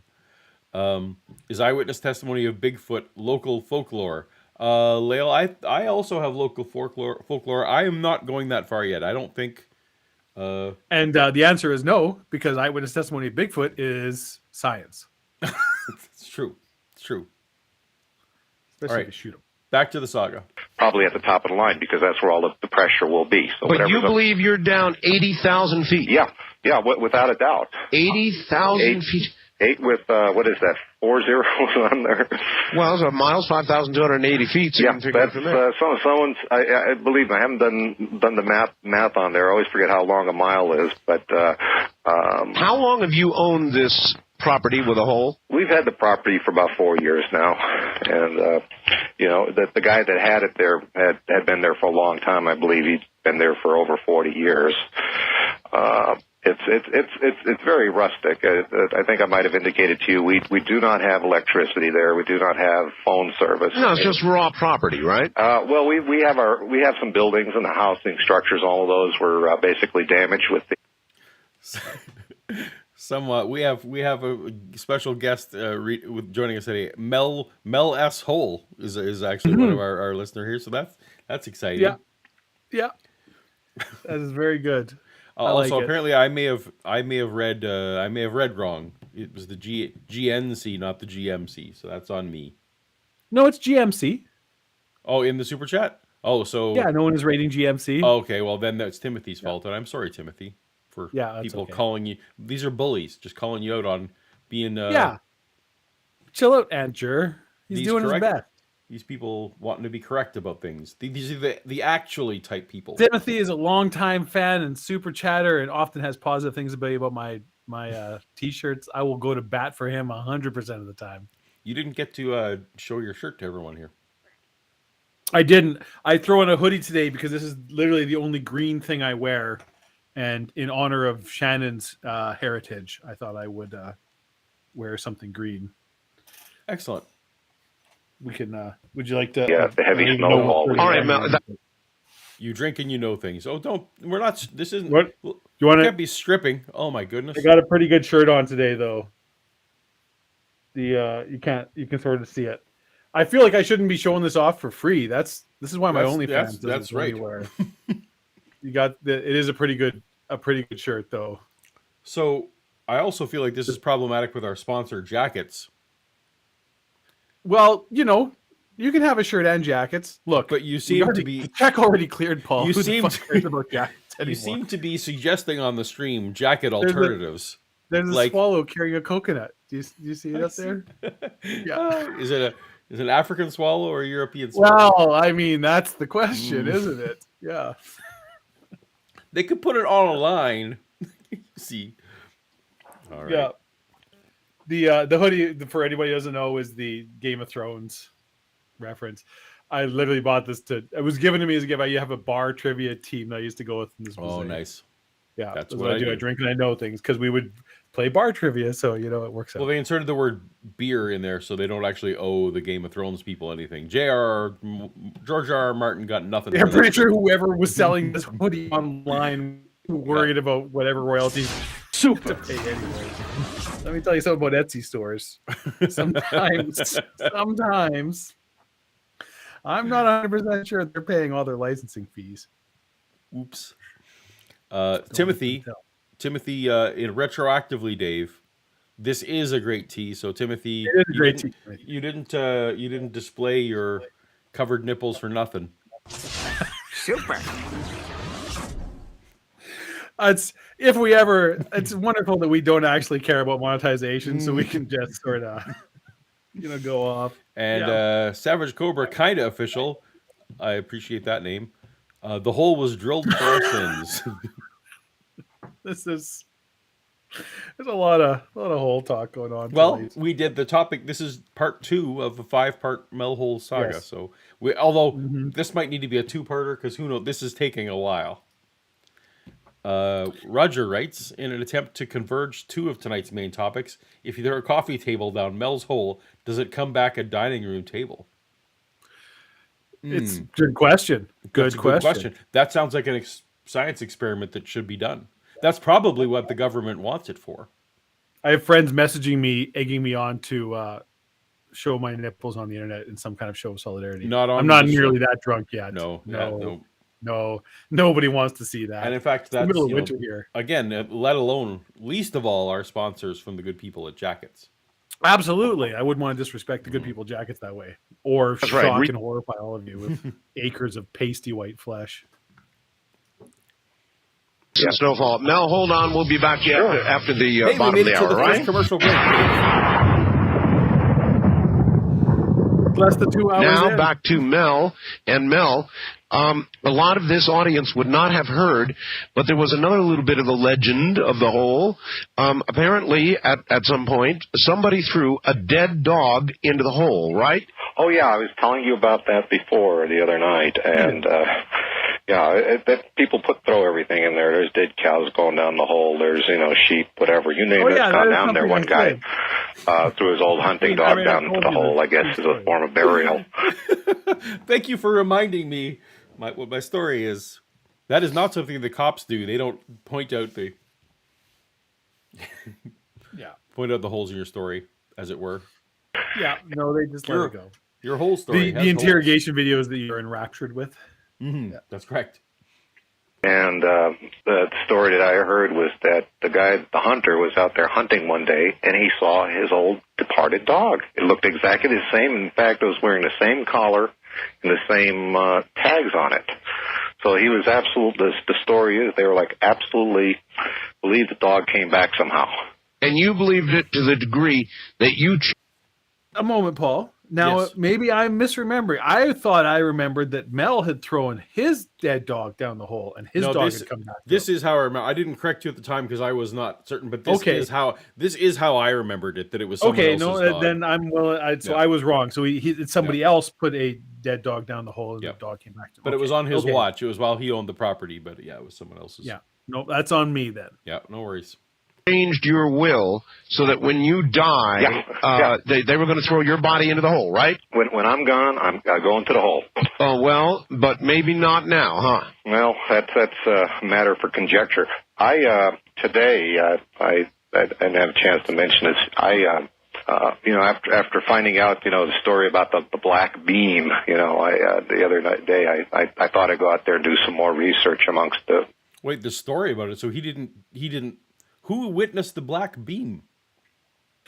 One of his neighbor. His neighbor witnessed the black beam. All right, maybe we can get the neighbor to call in. Yeah, he said he talked to one of his neighbors on the phone, and the neighbor had seen the black beam in the sky, but he wasn't around when that happened. Oh, so there's going to be ways to confirm this story as we go along. We can get the neighbors involved. Perfect. My neighbors who may have that makes sense. You can't go on the property, might as well talk to the neighbors. Yeah, sure. And so you go out and buy them a cup of coffee and find out a few things here. Anyway, I talked to one gentleman who's really quite elderly and has lived in the area for a long time, but he said probably true then. Probably which then? So it's probably true then. Oh yeah, probably. Yeah. That originally, and this is going way back, so this must go back about 40, 50, maybe longer, that there was a series of, around the hole, there was a series of stone columns. I said stone columns? And stone columns? Yeah. And so I asked him, could he I sketched out a little how the property looks there and see if he could place the... Are we getting Stonehenge? I mean, I feel like, that's... I feel like we're getting... Oh, wow, we've connected. I don't know if there's a bingo thing for Stonehenge. Denonymous. Danon... Am I saying that right? Danon... I would say Denonymous. Denonymous, okay. Maybe we're wrong. Maybe government needed a secret Jersey barrier. Danominius, correct us if we're saying it incorrectly. Government needed a secret Jersey barrier storage facility. That's true. Those store themselves. By the way, the dog was the drug Labrador. Oh. Drug Labrador at a drug lab? It was a lab. And there may have been some home remedies. It wasn't only a couple decades ago you could just buy meth in any store. Before Congress went rushing back to Washington to take that away from us too. Oh. Stone columns on it. Yeah. So, he drew it on the napkin there, and I said, it's very Operation interesting. Black Beam sounds like a... Never mind. I'm not going to say anything. I had my power book with me, and I pulled up a picture of Stonehenge. Yeah. He says, that's exactly what the thing looked like. You're kidding. He said that they had these, pillars lined up, just like that. I threw him a picture of Stonehenge. Oh, I've never seen that before. Yeah, that's what it looked like. Every fucking person on the planet okay. Whatever. No, his neighbor... Wow. Yeah, stones. Oh, look at that. Yeah. His neighbor's never seen it. It's just like that. Mm-hmm. Because it wasn't, it didn't have that thing on the top. They had some things on top of the pillars, Stonehenge. I mean, if you set up dominoes and you don't have anything, it looked like Stonehenge without things on top. That's just vertical stones. Yeah. Yeah. It looked just like that. He started by saying columns. Right. But now it's turned into a full henge. Mm. And I've seen a lot of henges, Paul, but there's no henge like Stonehenge. Correct. These, for all we know, these are concrete henges. We call them Jersey henges. apparently somebody at some point got rid of all the stones because they weren't there when Art Well, bought the property. Not Mel bought the Maybe property. no. I'm just devil's advocate. Maybe so in the '60s, some crazy teens went out and they tried to push them over like dominoes. They all fell into the hole. They wouldn't do that. Well, Do you think they were smoking the devil's lettuce? in the '60s, Dave, people were. It was might a have wild been- time. People So were I don't want to experimenting. say. So I don't. It's hippies. It was hippies. Okay. Anarchists. I don't. Really odd. Listen, you can't get photographs, Mel. I'm sorry to interrupt, but I asked you about photographs. They won't let you close enough to take any photographs. I was afraid to take pictures of the guards, to be honest with you. No, So I was out there weighing the line. I know you asked for pictures a couple days ago, and I went out and I weighed the line. Yeah. But it slipped my mind that maybe while I'm there, take some Just pictures take that some Art pictures. asked for. And now there's. Well, you many got to remember, Paul. guards. This is back at like he wouldn't have had a camera on his phone or whatever. He's like, oh, I forgot to bring a camera with me. I Whatever, guess. you know. This was it. Now I can't remember if this was this like late '90s or early 2000s. No, it was 96. 96. 96. So Yeah, I this mean, is- a lot of people would have had flip phones with that could have. But we I don't feel know like if Mel's Mel's one pretty- of them. Mel may not be. There's no running water. There's no phone service. Who knows what they had? Yeah. I understand. How about a drawing, Mel? Can you get us a drawing? Yeah, I could do that. Get you a drawing of a hole? Wait, does Art wants a drawing Oh. of a hole? I'm gonna fire up MS8 Paint here real quick, and then share the screen, and I'm gonna create a drawing. Yeah, of you Mel's said hole. it said to me, if you can get me a drawing of the hole, that'd be awesome. That'd be wonderful if we could just get that going. I had a question for you. The night that I talked to you, said you got another fax about another anomalous hole. That's right. Colville area. Oh, that's right. That's exactly right. I've got that fax. And I'll try and get to it. But Okay. On Sunday, I listened to your show a bit, and you had Linda on talking about HARP. that's right. Project HARP. Now HARP is supposed to look for. Underground bunkers and Underground. tunnels and such, yes. That's right. Harp, you've been putting harp on big. I won't shut up about HARP. Yes. And all of a sudden, Yep. It's coming. In the '90s, it was amongst this kind of crowd, it was a big deal. suddenly we got harp. Now, maybe it's looking at If your we're using hole. my Who knows? business card, people will be laughing right now. Here's a fax for you. The following is a theory regarding Mel's property. 1. Imagine two naturally occurring iron veins just happening to reach toward the Earth's surface around help me pronounce it, Manastash? Washington. There is a tremendous amount of naturally generated high-voltage electricity deep in the Earth. What if the bottom of the hole on Mel's property is a naturally occurring focal point, a lot like the device that Mr. Markham built? The Earth could have its own, in effect, time machine. Over the centuries, through various quakes and so forth, all of the soil above the portal would have fallen into the bottom and been launched into some other time. This explains the lack of echoes and the apparent depth of the hole. Tell Mel to lower a clock down there. Yeah. I feel like we suggested that, like that it maybe was going like that. That now someday in the future there's dead cows and stuff falling down. Are you still? I've sent you an artist rendition of Mel's hole, Paul. Okay, I'll work on get that onto the screen. Hold on. That me art tell degree you, it was, finally paid off. But yes, we did talk about. Is it nicer than this one? I think so. Although this looks like an indoor hole, so this is probably not what we're. Yeah, that could be any hole. I see. Okay. My hole. Keep in mind, I start clipping these things for shorts, so careful what you say. My hole is both poignant and, I dare say, beautiful. I don't think it's bedtime yet, Shannon. I think you should stick around for a little while longer.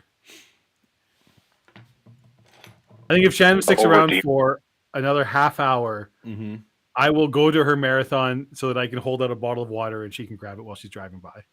Even if it's 5 a.m. or whatever stupid ass time it is. I will make that You promise. will. I'm not driving you. That's all right. I can run it. It's a marathon. I'm very fit. University library today, and I wanted to find out a little bit more about Earth geology. And one of the things I found out is the crust, on average, on the Earth is about 20 miles deep. Okay.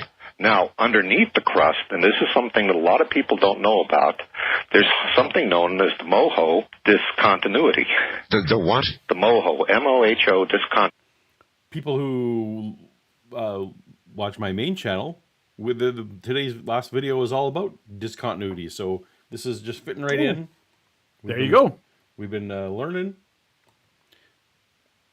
So There right, it is. So, See? so talk me through this. So we got Mel. So we got Mel there, which labeled Mel.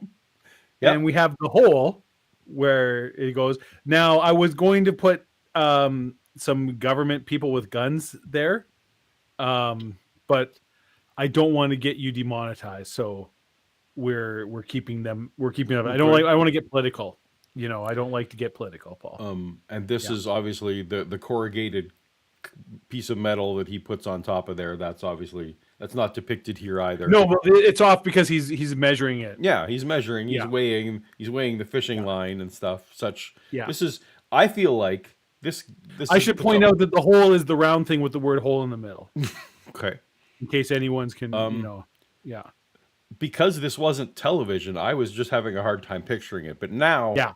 I feel like I'm there now. Now, Well, because unfortunately, due to the man, there is no photographic evidence of the hole. So I'm trying to help our channels out because I'm, a fantastic. if only co-host. you had been around in '97 to interact with these gentlemen, you could have. I don't want to go too far into the future about future episodes, but you might have saved Mel a lot of heartbreak and trouble. Well, but it's easy looking back, right? I guess hindsight, sure, hindsight. Hindsight's 2020 Yeah. is the old saying. All right. Yeah. Well, thank you for that picture. Your artwork is appreciated. Absolutely. I mean, I feel like somebody super chat because it's something. Whatever. Did we miss a super chat? What? Oh, we did. No, we didn't. Well, now we did. Oh, now we did. You know what? And Walters, it's funny. I was literally going to I was like, you know what? I got to bring up the fact that Outer Range 100% ripped off Mel's hole because I did watch the entire. Did you watch Outer Range? I saw some of them. I didn't see all of them. I liked it. I watched the whole series. I enjoyed it. And they're thieves, Paul. Charlatans. They stole. I bet Mel didn't see a dime, not one bloody dime, even though they stole his horror story. But not. This really. is much like the NCISs and the CSIs and the various things. They just take true people's cases and they change a couple of the names. Yep. Boom. Law and Order. Yep. All those. Disgusting. What is that? It's named for a guy named... Says two guys who have a podcast YouTube show. Okay, I'm not going to finish that sentence. Art Bell has passed away. Yeah. We wanted to. We'd love to. Public domain. As soon as someone dies, passes away, just public domain. That's the way that Public works. domain. He put it on the radio. It was out on the airwaves. So if you didn't want people for anyone just to grab it, grab it and reproduce it. Yep. Mohorovic. He was a Croatian seismologist. But I don't know much about seismology, but I'll tell you what I know about this continuity. P-wave. So I just want to say that discontinuity and seismic, they are unrelated. Discontinuity is where you have one type of rock, and then without any kind of apparent gradualness, a whole different type of rock is sitting on top of it. I mean, it's not unrelated. Like seismology would detect that. Right? No, because it's not. It's the rock. The seismology detects when plates are moving. Well, there's like plate tectonics and stuff, but seismic graphs and seismology is also like you're on the surface and you set off. My uncle was a seismologist, and you would set off explosives and follow the waves back. And then when they were looking for oil and things, and they measure, be like, oh, okay, there's this layer of rock here. There's blah blah blah blah. You read the the bounce back of the sound waves, the force of the explosion going through. That's seismographs and seismology. All right, I'm gonna accept your word that this has something to do with it because I've had way too much geology in the last week. So there's probably some respect because geology and seismology are different things. very much. And yeah, but you could a seismograph or seismologist would be able to detect a discontinuity. Okay. But it's a measuring device. It's not a like whatever. Right, they're not interpreting past based on it. Okay. So cheers, right. Melody Kate writes. Melody. Cheers and end tables for Shannon. Sorry, I don't like coffee tables because they eat toes. They do eat toes. We do.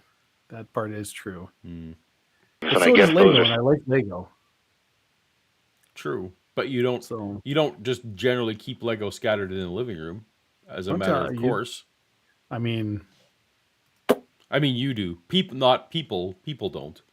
I can't afford that much Lego. No. Yeah, that would actually be very expensive. Yeah. Remember when I had a Lego room, Dave? A whole room that was just Lego. Yeah. Mm-hmm. You at least had children, so you could you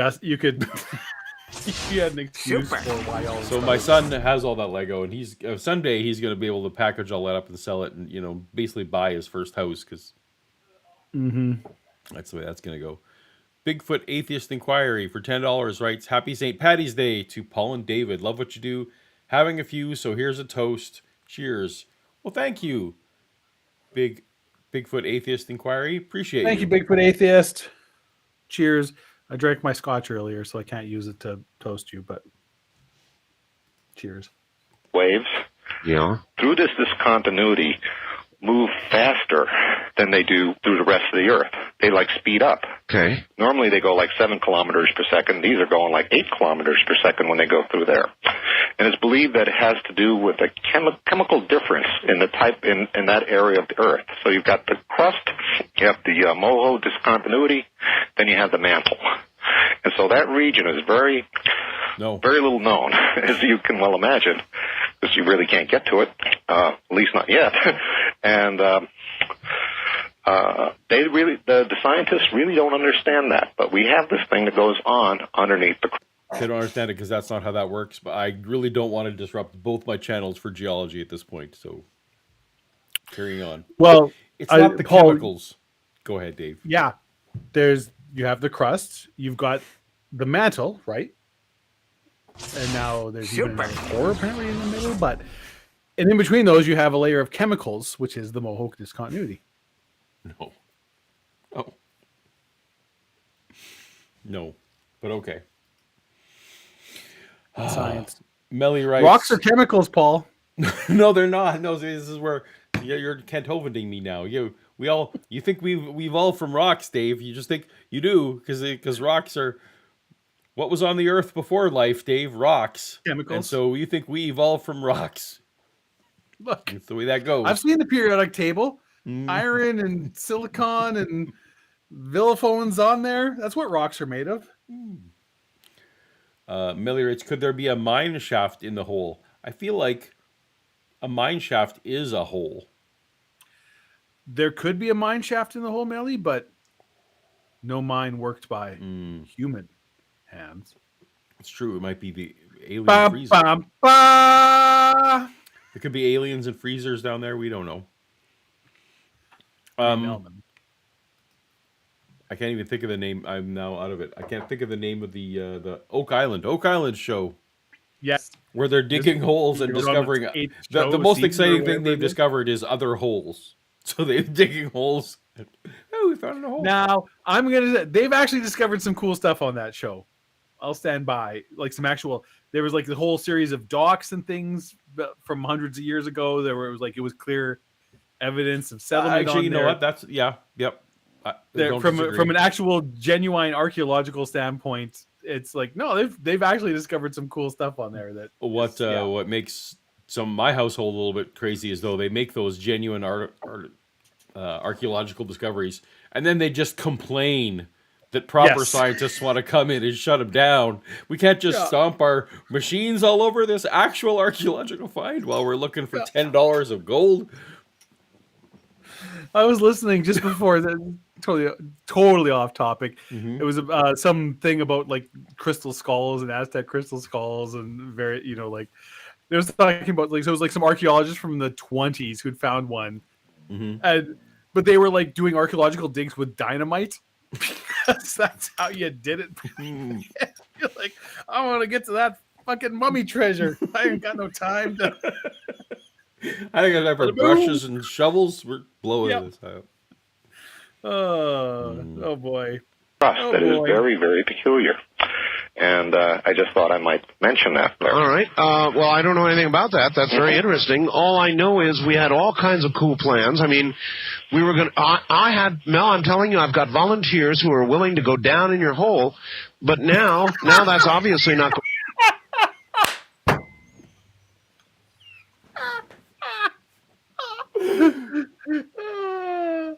Paul, can I volunteer?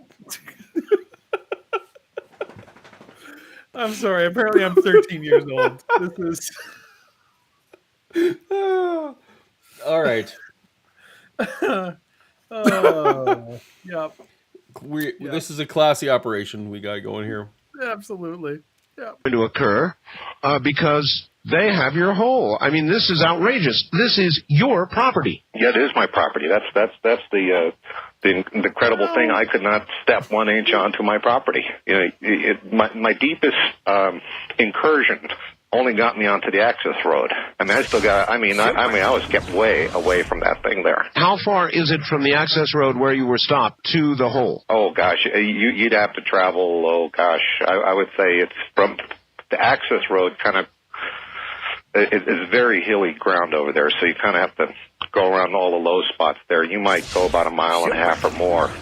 You can't even see the little valley that I'm in. Before you began driving. All right, we got some super chats came in. We got some super chats. The Bigfoot Atheist Inquiry writes for $10. Thank you so much. LOL. I was so going to ask Dave, do you think you could explain geology to Hovind so he'd understand? Dave fortunately doesn't really know who that is, so that's I know all who Ken Hovind is. Oh, okay. I mean, I'd be willing to give her a try. I feel like he would be purposefully ignorant because Yes, I feel my own personal, from an outsider's point of view, right? I have no particular pony in this race, as Paul knows. I'm not so deep into the questions, although, I certainly favor one horse over the other. But yeah. The skeptic in me, the cynic, thinks that perhaps Mr. Hovind is just saying what he thinks will make him the most money. Ooh. And maybe doesn't 100% believe everything he's saying and will just, I've never met the person, This is just hypothetical, much like my hypotheticals at the start. This is just that's just a hypothetical. Just a hypothetical. Is it not possible? Yeah. Now, this is from the perspective of somebody who watches 1 out of 10 of Paul's video, and that's really my only experience to the whole exposure to the whole thing. Perhaps he's on the right track, and I'm the one that's wrong. That could happen. Well, Stagnu writes, brown chicken, brown cow. Hell yeah, Stagnu. Cheers. I don't quite catch the reference, but I'll have drink to it anyways. We'll drink to that. Phrasing, yes. Phrasing, yes. Phrasing is important. Dropping this monofilament line into the hole with a weight. You threw an entire refrigerator fishing line. Anyways. Down this hole, and then listened and listened and listened and never heard a thing. Nothing. I mean, again, the refrigerator. I didn't hear anything. I mean, I expected, All right, Dave. Spoiler alerts, but later on, we do hear things in the hole. That's right. So I need to tend to beagle business. Oh, I guess maybe I don't. No, I hear someone else attending it. So there you go. All right, carry on. something that massive.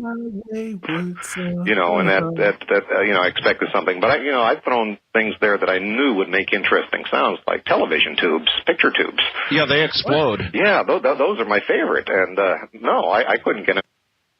What's that face for?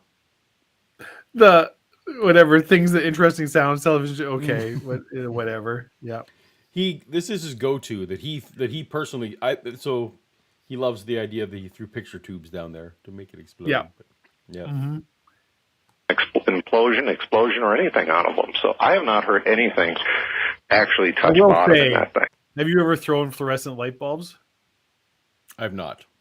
We use because then they explode, and it is kind of cool. He's not wrong. So, but he was robbed of that because he threw it down the hole and nothing happened. I know. So waste of a picture tube. Exactly. I mean, it's almost impossible. It seems. I will tell you, once. I was going to make a horrible joke about picture, television tubes in my hole, and you know what? We're just going to move on. I'm going to try and keep you monetized as best I can, Paul. I have your best interest at heart. We're just going to stop. I'm not that drunk yet. It's the old Saturday Night Live, the Appalachian emergency room sketches. I don't know if you remember those. Mm-hmm. Yeah, they were all the injuries were of a very specific nature. Yes. Yeah. Mm-hmm. I mean, if the hole right now, I don't know, is 15, 16, 17 miles, how long would it take for the sound to travel back, if it is hitting bottom? Let's say it's hitting bottom at, say, 15 miles. Super. How long would it take? Or would I hear it at all? Those are things, I don't know. I mean, I don't think so. I mean, you don't hear things that occur. Well, on the other hand, though, it's a channeled... It sure is. I don't know the physics involved in such a deep hole. Have you ever heard of any other holes? No. That's why I was curious about the Colville hole. I did find out that actually the deepest mine is like 2.3 miles into the earth. So this is way, way beyond anything that anybody's ever heard about. Yeah, but that's a mine. That's a mine structure. Another thing I was curious about was that channel that they built underneath the English Channel between England and France. How deep is not how deep it is, but how long is it? Is it several miles or? I almost rode on it. It's funny you should mention. I almost rode on it last time I was in London, but I didn't. So I don't exactly know. I saw the entrance to it. Are you doing some research there? I was looking real quick to see because I remember because there's the Kola super deep borehole, which is the actual. I mean, sorry, the confirmed. Not shut down by the government, deepest hole in the world. That the Russians, the Soviets, I think it's about 8 miles deep. It's 40,000 feet, slightly over 40,000 feet. And I'm not American, so I don't know how many miles that is, but I think that's about 8 miles. Is that right? I don't know. Someone in the chat will be able to have to do our conversions for us here. It's just slightly over 12 kilometers deep. It's like 12,200 or something like that. So 12 kilometers would be more like that's really eight-ish. Yeah. Okay. Yeah. All right. Super. We got Timothy Harmon, another super chat. Appreciate you, Timothy. Wow. Before we get to the end, I appreciate you guys missed reading the super chat, Paul. I did miss the super chat because someone was going to bed. But anyway, Timothy, we appreciate. Before we go to bed, I appreciate you guys reading the super chats. So it is our pleasure. Interacting with the chat is what makes this fun. Yes. So we appreciate all of you. And Mike, thank you so much. Night, y'all. Don't spend this on a table. I will not. Cheers. It's gonna. All right. I feel like I need to ask ChatGPT. I don't know how deep would a hole need to be? For Holby to not hear the sound. So it's interesting, actually. So the Kola super deep borehole, which is the deepest hole, And this is something I've looked into because I was interested. So there was a time when it was kind of like the space race where the Americans and the Russians were like trying to dig the deepest hole. Right. Or the Americans and the Soviets. Sorry, I should say. It was a Cold War thing. And the Soviets won, and like they got, and they essentially hit a point where like you can't drill anymore because they got so deep that the crust, like they start getting down to where it's like, well, rock starts becoming it's not rock any, like it's viscous, it's like it, you know, gotcha. like you drill it, but it's like it just flows in, like we're getting down so hot and so deep that it's like, well, it you can't keep a permanent hole unless you have something down there to hold the hole open, and that's essentially the as deep as you can possibly go. That's still up there. It's in Siberia somewhere. Yeah. You can check it out. The Kola super deep borehole. There's nothing particularly. It's one of those things where like it was a tremendous. All kinds of things were learned. They invented all kinds of technologies to get that deep, but there's no real. It's like, yep, there's rock, and now we can't go any deeper. The end. Yeah, didn't really learn anything new. There's nothing cool. There's nothing interesting. There's nothing groundbreaking. It's no ancient life forms or anything. It's just more rock. ChatGPT is of no help at all because it's now trying to figure out how deep the hole needs to be for the sound to be dampened, as opposed to anyway. I mean, it depends how many pillows you've thrown down the hole. Yeah, exactly. It's saying, well, it depends on how sound, how the texture of the ground, and it's saying that, like for a tennis ball, it would only need to actually be a few feet deep because the it sufficiently would just be soft at the end. Anyway, that's unhelpful. The Bigfoot Atheist Inquiry says, Yes. I've come across some deep holes in my time, but I can't talk about them in public. And I would say you can. Just be you are. Bigfoot There's no Atheist judgment here? Inquiry. Nope. And we've long since not been. I think this stream is probably also demonetized like normal. So Yeah. I mean, I was taking my top off earlier, for crying out loud. We're right. just moving All right. on. Back to the hole. I rode right by the entrance to it. I would be leery of going into that thing.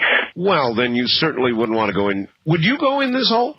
Your hole, if you could? I anticipate what will be going down into the hole in the future will be federal prisoners, I imagine. We'll be going down there on a non-voluntary basis, I assume, because, I mean, these, if it's... Yes, because in the United States, they just straight up just experiment on prisoners. That's just what happens. Mm-hmm. Yeah.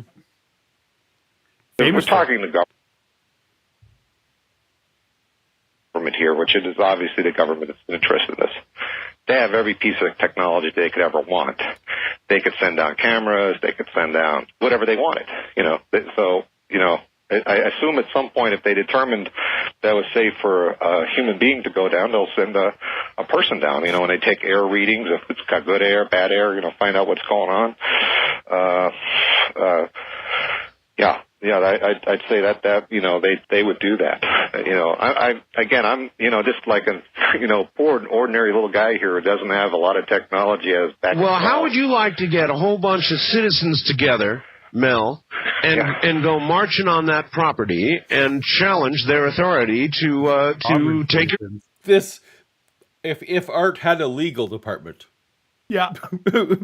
So what you're doing there, Art, is you're telling one of your things, hey, why don't you form a militia?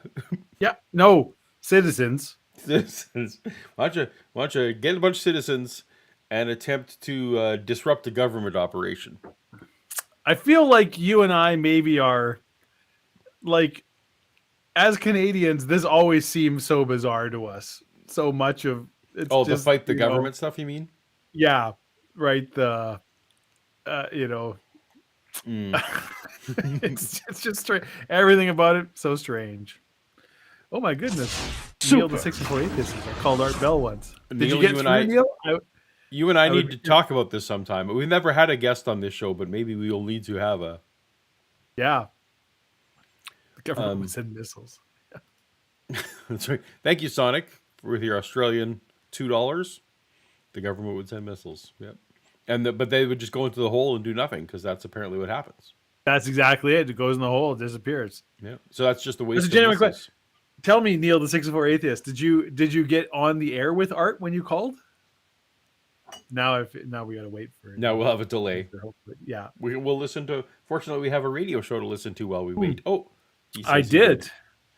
What do you remember what was the show about that you called him on? Now you're ruining our future interview. I know. All right. This is like one of those this is like the moon or like one of those sci-fi where there's like the they're out Oh, by that's right. Jupiter Yeah. or whatever, and Where there's there's like just the the- 5 minute That's right. $2 reduce. Yeah, good. Simpsons reference there, Webb.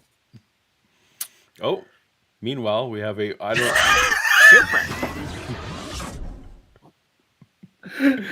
I think The Core. you get to read it. A terrible fucking movie. I believe the deepest hole ever bored was the one Aaron Eckhart went down in to detonate nuclear warheads in the center of the earth. Yes. Yeah. And Neil writes, "Yes, I did. This is Yes, it did.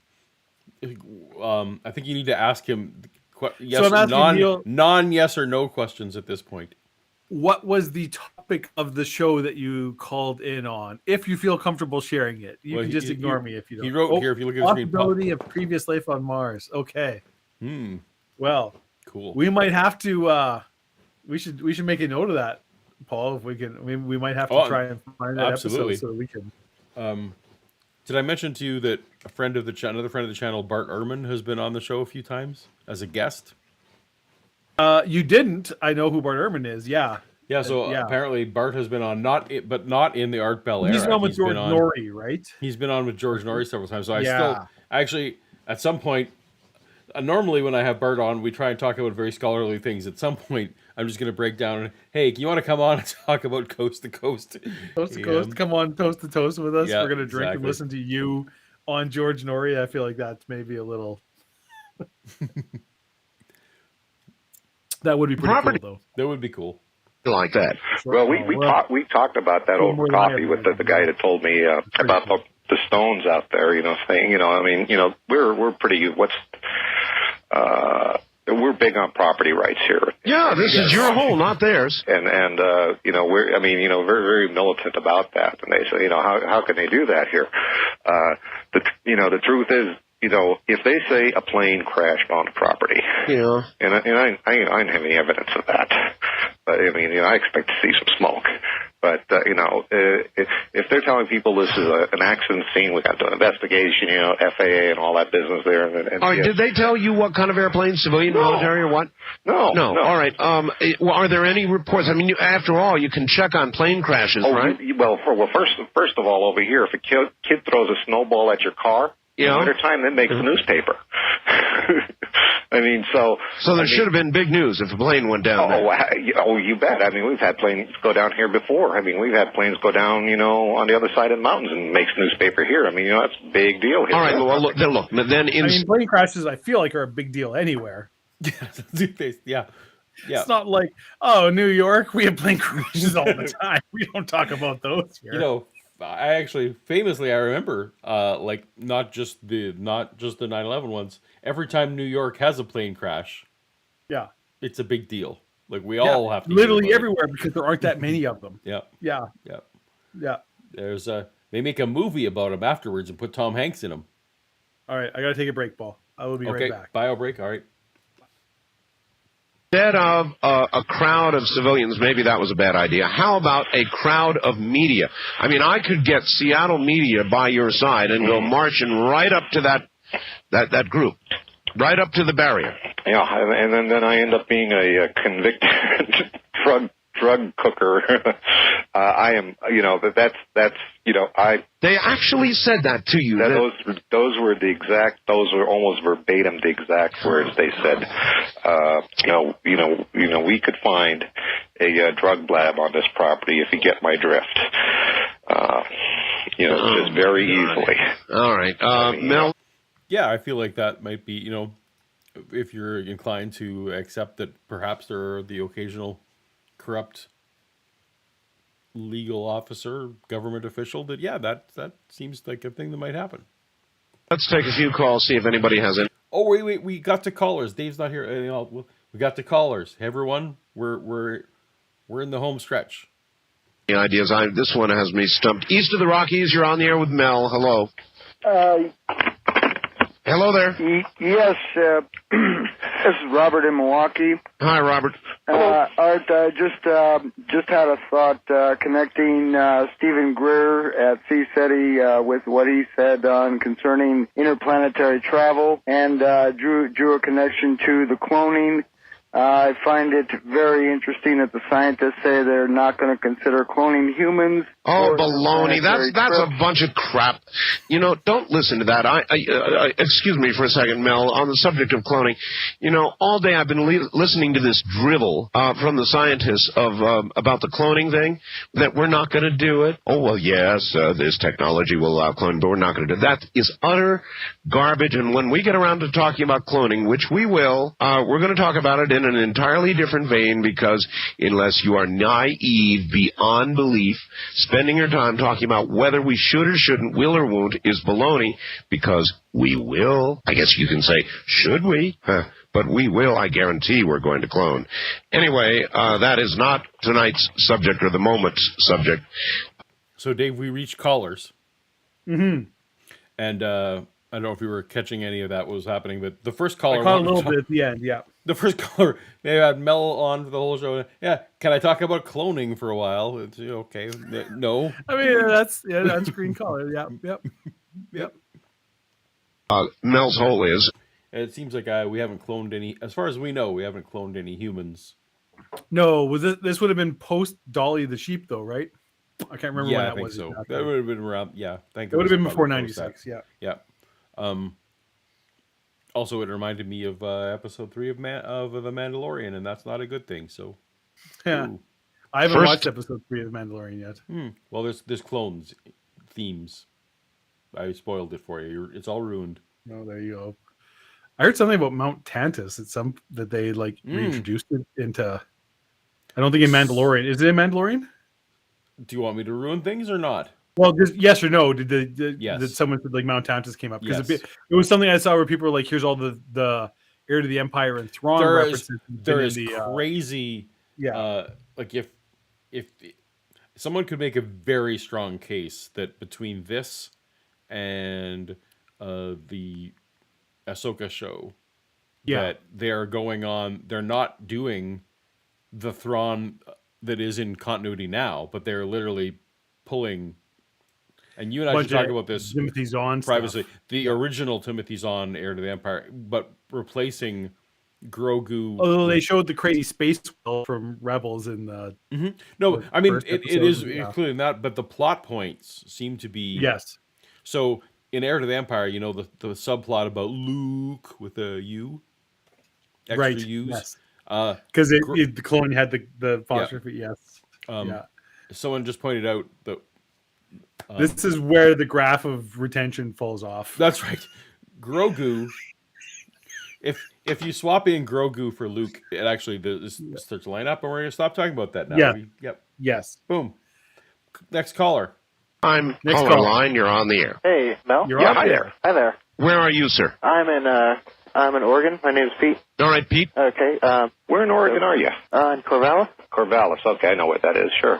Okay. Yeah, I was listening to the show, and I guess it's a delayed broadcast out here. I was listening to earlier stuff. No, this is about Mel's hole. Mm-hmm. Go ahead, sir. And I would just say to Mel that you need to get in contact with just about every media person that you can think of, and get them out there. He's done that with me, and I agree with you. I just said. Oh, I thought you maybe had more comments. All right, you're just it's yes. just like okay, like you're literally on the most popular AM radio show talking about this right now. Also, if you're Art, you're like, no, I've got a monopoly on this right now. Don't go to the other media things right now. Yeah. Mel, that he should take, like an army of cameras out there. But exactly. He's afraid that he's going to end up in jail. Mm-hmm. Now, he's got a... like a baby. He's just afraid that he's going to end up in jail. Mel's a big baby. He won't start a militia to fight the government because he wants to not go to prison. Because he's got a lab on his land that he's kind of... They threatened me with a lab. Well, you don't really have one, do you? Yeah. It's like Next when, question.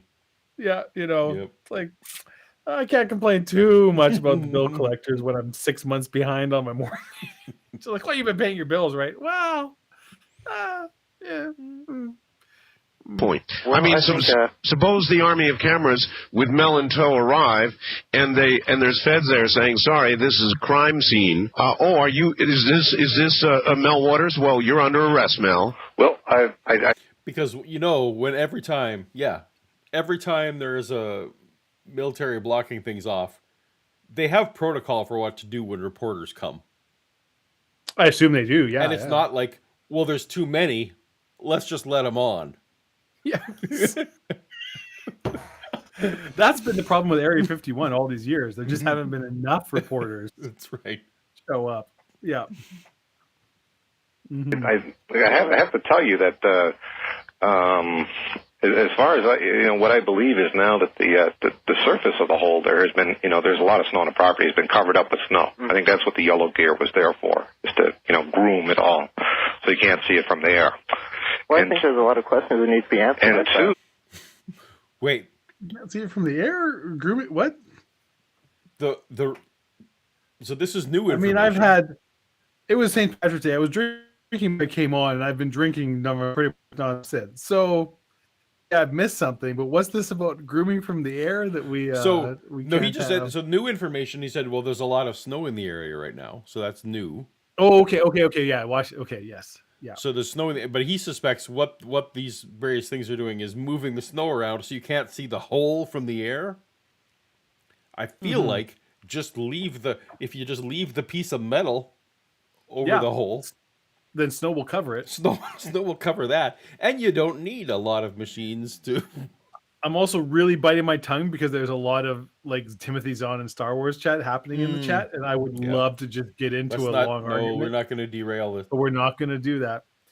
Someday when Panel to Frame comes back, Paul, we can have our Star Wars chat. We can talk about it forever there. Super. For $5, though, Ronan writes, this is all very silly, but I'm sitting here with a smile on my face. I thank both of you for giving us this stream. Thank you both. Thank you, Ronan. Thank you, Ronan. But Yes, go ahead. It couldn't be more serious. We're talking about the truths they don't want you to know. And Art and Mel are here to tell you all the whole. And I know secret. we've peeked ahead a little bit. And I don't have all the details, but we've peeked ahead a little bit. A man's life is ruined over this hole, and and all the stuff around this. I mean, this is no laughing matter. This is all not very, like very those serious. rednecks shooting Bigfoots. That was a joke. That's right. That was harmless fun. We just shoot strangers, and then later on say, "Hey, he was tall." Shooting Probably hippies was and a calling Bigfoot. them Bigfoots later. Yeah. Mm-hmm. If the military's out there, if there was a plane crash, I think the media would want to know what kind of plane it was, who was flying it. I will. Well, you see, the thing is, I'm the one that's saying that there was a plane crash. Yeah, Mel, I'll tell you something. And for what it's worth, if it was a civilian airplane that crashed, that would be in the news. If it was a regular military airplane that crashed, that would be in the news. But there are some type of aircraft that crash, Mel, believe me, it does not make the news. We have them out here. They crash, and you see the military cordon off miles of You know where we're going with this. area, and there's no news about it at all. There's secret aircraft that fly and crash, but I don't think that's what happened there, and neither do you. Do you? No, I don't believe that anything crashed there, because I didn't have the smell of the smoke. I didn't see any smoke. It was a beautiful. Right. Here we go. So brain cramp. Paul, I heard you know George Lucas. Tell me more. I'm just going to answer like Neil the 6'4" atheist. Yes, I do. Well, I would say it's maybe more accurate to say you have talked to George Lucas and met. Do you think he would like if George Lucas just saw today? you today? Not today. No. But I mean, so he knew my name. He knew who you were. Like, yeah, absolutely. And in certain occasions, he yelled at me about very specific things that were related to my person. So yeah, I mean that's. As people know, I've interacted with George's clothing at various times, and Anyway, but I feel like he works with many people, and I don't think that he retains. Yeah, so I don't think if George saw me at the store that he would Or he might recognize be me. like, Or who's that sort guy? of like when when I see somebody I worked with 20 years ago, it's like, that's That's right. Good old I what's his recognize name? that face. Yeah. Yeah. Yep. I don't know I don't know if knowing George Lucas is anything that's super brag-worthy about these days. It feels like that bridge is kind of... Well, weirdly, so now it's more like sometimes it's happening. Hey, I didn't work for the worst Star Wars now. No, you absolutely didn't. It turns out that was the golden age. That's right. There are people who are very nostalgic for the ones that I did, and that actually makes me very happy. Yeah. But those people aren't you and me. No, that's correct. All right. So I feel like that was, thank you, Brain Cramp, for trying to totally just disrail our show, and I can see the viewer count going down. So let's go back. Okay. Beautiful, clear day. I mean, if there was any, and it wasn't particularly windy, if there was a crash, there'd be evidence of it. There'd be smoke clouds. Well, I'll tell you one thing. I would be very cautious, Mel, about accepting a generous offer for the property with a hole, because you know what? No matter what else, Mel, your hole is worth millions of dollars. If it's what you say it is, if it's as deep as you say it is, man, you could fence a property and sell tickets. Well, I think I also mentioned that. Yes. I mean, what else is there to say? Yeah. Yeah. I'm trying not to, Paul. I'm trying to avoid the low-hanging fruits. But Art just keeps queuing me up so perfectly. Yep. Your whole for millions of Bigfoot dollars. Atheist Inquiry writes, LMAO, I deal with rednecks who claim they shot Bigfoot all the time. Okay, fine. But why aren't you famous at this point? Come on with receipts or don't come at all. So Bigfoot Atheist Inquiry, I don't know if you were here. Was it 2 episodes ago when we were having the Bigfoot? Was it 2 or last episode? No, last episode was Alien in the Freezer. Right, so it was 2 episodes ago. Yeah, 2 episodes. Was the and I feel like that one had also sequel. Well, these all have, the ones that we've been doing recently have sequel episodes that yeah. So stick around, Bigfoot Atheist Inquiry. Probably in the future, if there's demand, we will follow up with the people who shot Bigfoot. Oh, Paul, we both know we're just doing this whether we want to or not. It doesn't matter what the demand is. Uh-oh. Oh, there we go. Uh-oh, Joe Hill, that's a big one. That's a statement. My contribution to Shannon's coffee table fund. Well, I hope that at this point, maybe Shannon, we haven't seen her in the chat in a while. Maybe she fell asleep. She went to bed a while ago. I saw. And fortunately, this isn't being recorded or broadcast, so she'll never find out. She'll never find out. Yeah. But they actually moved on to the 5 in the property. morning where you live right now, something like that. It's 2:20. It's only 2:20. Several mobile, one of those like temporary buildings. Actually moved that onto the property. Oh, really? Mm-hmm. Yeah, one of the neighbors says he saw almost like a parade of these things going out there, like 3-4 of them, plus some generator equipment there too. God, all that stuff. How long after the broadcast did this parade begin? Well, it was Saturday night. I was out there pretty late. This is where I was gonna bust him. If he said it was before the weekend, when he had already said he spent the weekend measuring the hole. Yeah. So far he's sticking to his story. So far he's got it figured out. He's a reliable eyewitness, Dave. That's what we got to say now. Now he's a reliable eyewitness because he got a detail right. Mm-hmm. I'm gonna say I'm a little upset, Paul, that you are hoping to pounce with the gotcha moment on Mel. But it's not that. You noticed that he got it correct, and I equally jumped on and said, "Look, Mel he had a chance to slip, but he didn't." Yeah. Okay, you're right. And we did the broadcast making it rain there. Look at him go. Oh my goodness! Oh, a gift shows of up here all memberships. of a sudden and throwing out the super chats and gifts. He's got big hole money. He's got big hole money. Welcome for the whole train.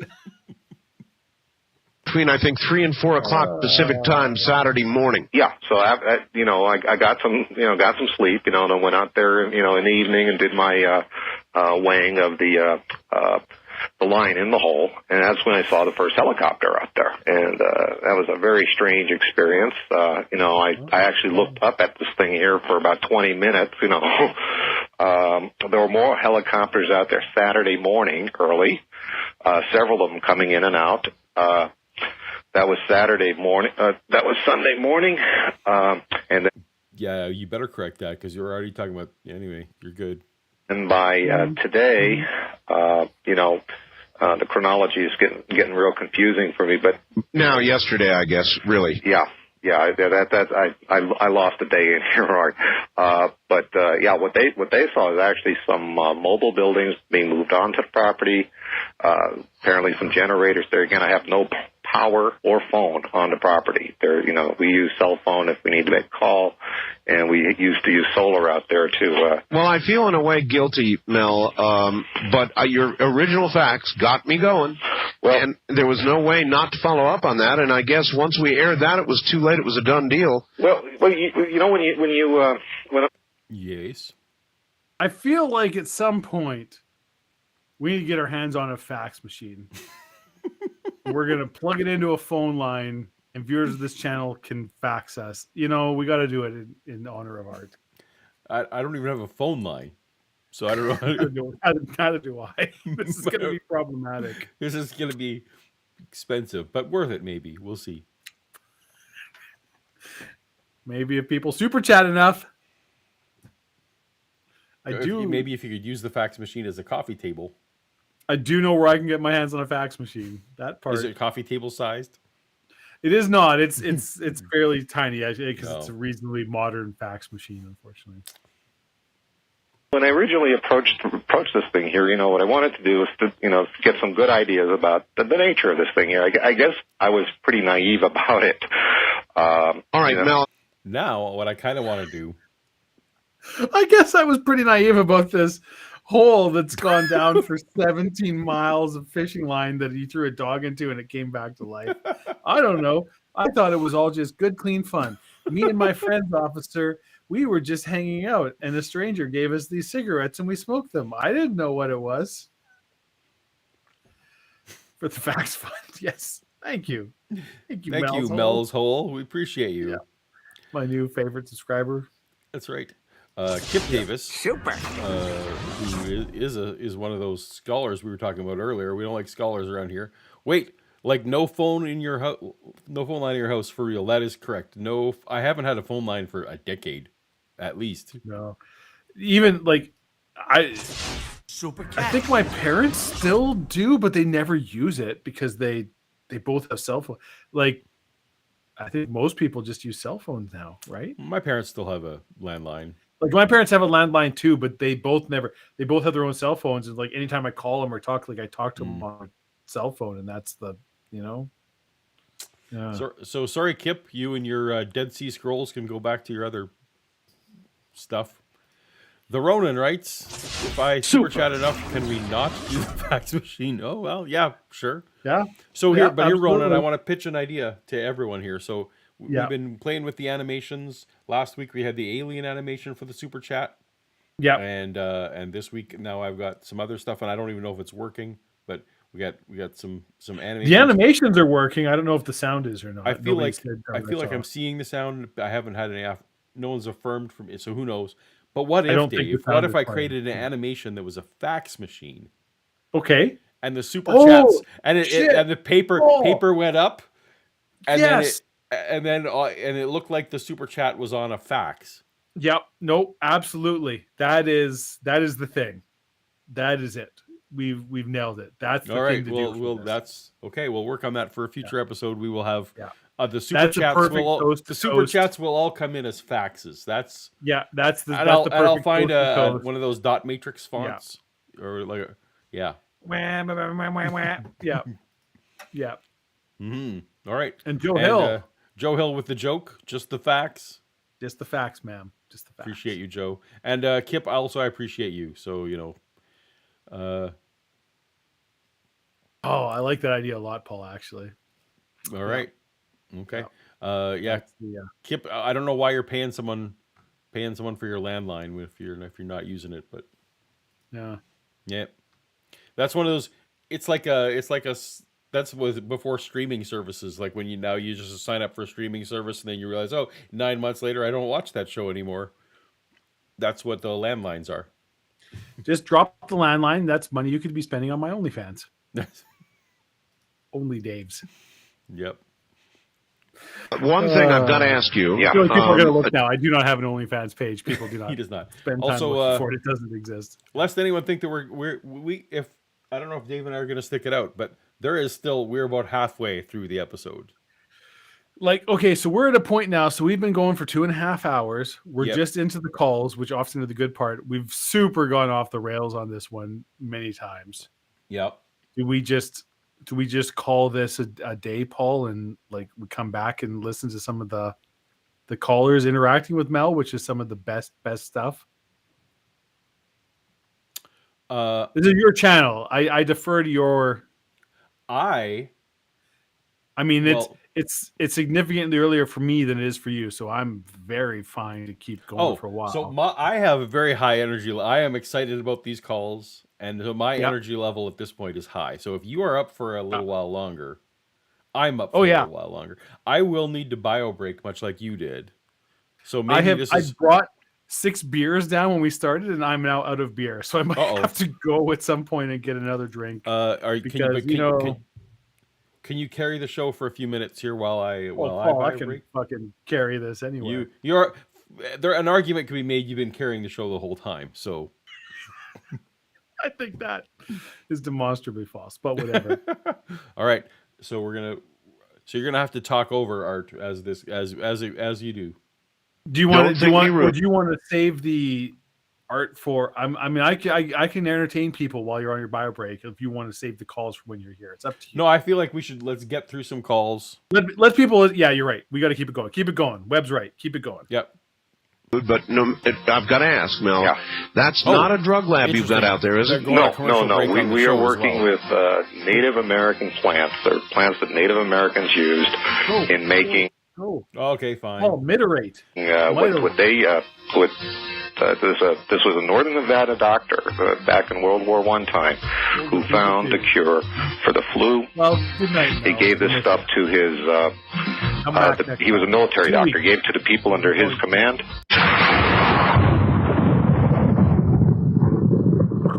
All right, back now to Mel and the dilemma of the endless hole. Mel, are you there? I am here, Art. All right, there are some people with questions. Do you have anything else you want to say? Just that just after beginning to explore this thing here, with the help of your audience and further questioning on people that live around in my area here, asking them, really, do you remember anything strange about the hole in particular? Well, I would say a resurrected dog would be pretty good. I would. It just becomes more and more mysterious. I have no way of understanding it. I would say a darker than dark beam that seems to go straight up into the sky would be pretty strange. That to me was utterly fascinating. Just like the hole itself is dark, but for it to send out darkness, into the sky, to me was just absolutely incredible. I couldn't begin to explain it. I mean, it was the way he described it. It was just all right. Look, let's bring some people on. East of the Rockies, you're on the air with Mel. Hello, where are you? This is Philip in Tulsa, Oklahoma. Hello, Philip. How you doing? Great. Love your show. Thank you. Mel, what type of work do you do for a living? Well, I'm a retired person. I have no criminal record of any kind? Pardon me? No criminal record or anything? No criminal record. I'm a retired lawyer and get a local group of citizens and press and militia, and that's... Paul, okay. So we've missed a couple super chats, and they're just... Oh, you're muted, Paul. That was on. Yeah. All right. There you go. Yeah. They're just fucking throwing shade at Mel. It was like, what are you doing? It's like, it's no criminal record. It's like, whoa. Whoa. What are we? Well, he does have I was expecting when he said what do you do for a living as well. I sell these alternative. He said he was in the alternative medicine industry earlier, so Well, that's just a side. that's a side hustle. Yeah, everyone's got side hustle. Super cat. All right, We Joe got Hill. we got numerous super chats now. Is Joe Hill the first, or were there more before that? So it was the first. Yeah. Okay, go for it. Carry us, Dave, on your strong shoulders. Oh, Joel, you have no idea. No idea. It'd be how even strong better you with are. if you had a jacket, like our sponsor, but that's all right. Yeah, a hoodie's kind of a jacket. A bunny hug. I feel so. stay This in is. my I think homeland? you often Everybody, when a channel Google bunny hug. often when a and you'll channel. know where I That's live. right, buddy hug. Yeah. When you get a sponsor, often they have like a list of like they don't want you to mention competitors. No. So I'm a little those damn concerned that shorts that the good people over at Jackets Yeah. are going to hear you flagrantly just throwing the phrases like bunny hug out there. I don't want to get into it on here in front of everybody, Mm-hmm. but between you and me, the Jackets money wasn't that great. So, Okay. All right. whatever. Fuck them. All right. Fine. All right. Yeah. Not a long-term sponsor then. Fine. Yeah, no, probably not. Brain cramp for Dave since Paul left. So that $2 is for you. Yay. And Bigfoot add it atheist to the inquiry pile. rates keep going. I'm playing hooky from work tomorrow, and unlike Dave, I'm not out of beer. LOL. Oh, and the hole is dark apparently. Yes, so- you missed that part where they were like, well, the hole is dark. It's like, well, yeah, the holes are. Yeah. But also it's spitting darkness into the sky. Yeah, as I recall it from was. earlier. They did talk about that. Yeah, throwing in. It's I like- wish I was crossing this guy. was yeah. Kip? You may need to go back and. Oh, Kip. We always have sponsors over here. We always have sponsors. Today's show is sponsored by Jackets. Thank you, Jackets. By Jackets. Jackets. Okay. So hey, has anyone ever noticed anything weird about the hole? And Art's like, well, what about the resurrected duck? Yeah. It's Yeah, I almost feel like that's it's almost like Mel keeps forgetting that he reported that it was resurrecting animals. But okay, almost as if these aren't memories. Now, these are memories because this absolutely is real and happened, but it's That's correct. almost as if it's a story he made up and it just sort of keeps forgetting details rather than incredibly groundbreaking events he personally witnessed that would be indelibly etched in his psyche forever. Like a dog coming back to life, for example. Just yeah, exactly. All right. Yeah. Do you need to go replenish your liquid supply? Yes, I'm going to go grab a All right. replacement beverage. I will be back. All right. 2 shakes of a lamb's tail. A good reason why we need the militias in this country is to prevent this type of situation from happening. The government coming in, taking over your property, threatening your life. I would call their bluff. I don't see how they can. Well, that's easy to say, from a distance. I'm not sure I'd call their bluff. I've got to be honest. Look, if you have. Yeah, like they may not have domain and like they may not have the long-term rights to do it, but I certainly feel like if they want to throw you, they can manufacture charges. They can actually, apparently he has a real drug lab on his property. There are certainly ways that the government, without seizing the property, can keep this to themselves for a while. And I'm not sure a militia is exactly the answer to this, but what do I know? I'm a Canadian. Property, sir, and you're trying to get on it, and they had it all roped off, and they said, go away. We could. I would come back with a gun. Well, and they haul in a bunch of. Then trailers. you know what you'd be? You'd be a dead martyr. You take a gun up to a mill. It's easy for the caller to say, yeah, I would bring a gun. Super. That's all I'm going to do. Oh, Brain Cramp. Thank you so much, Brain Cramp, for $2 for me, for Paul since Dave left. That'll go into the Fax Development Fund. That's what we're going to.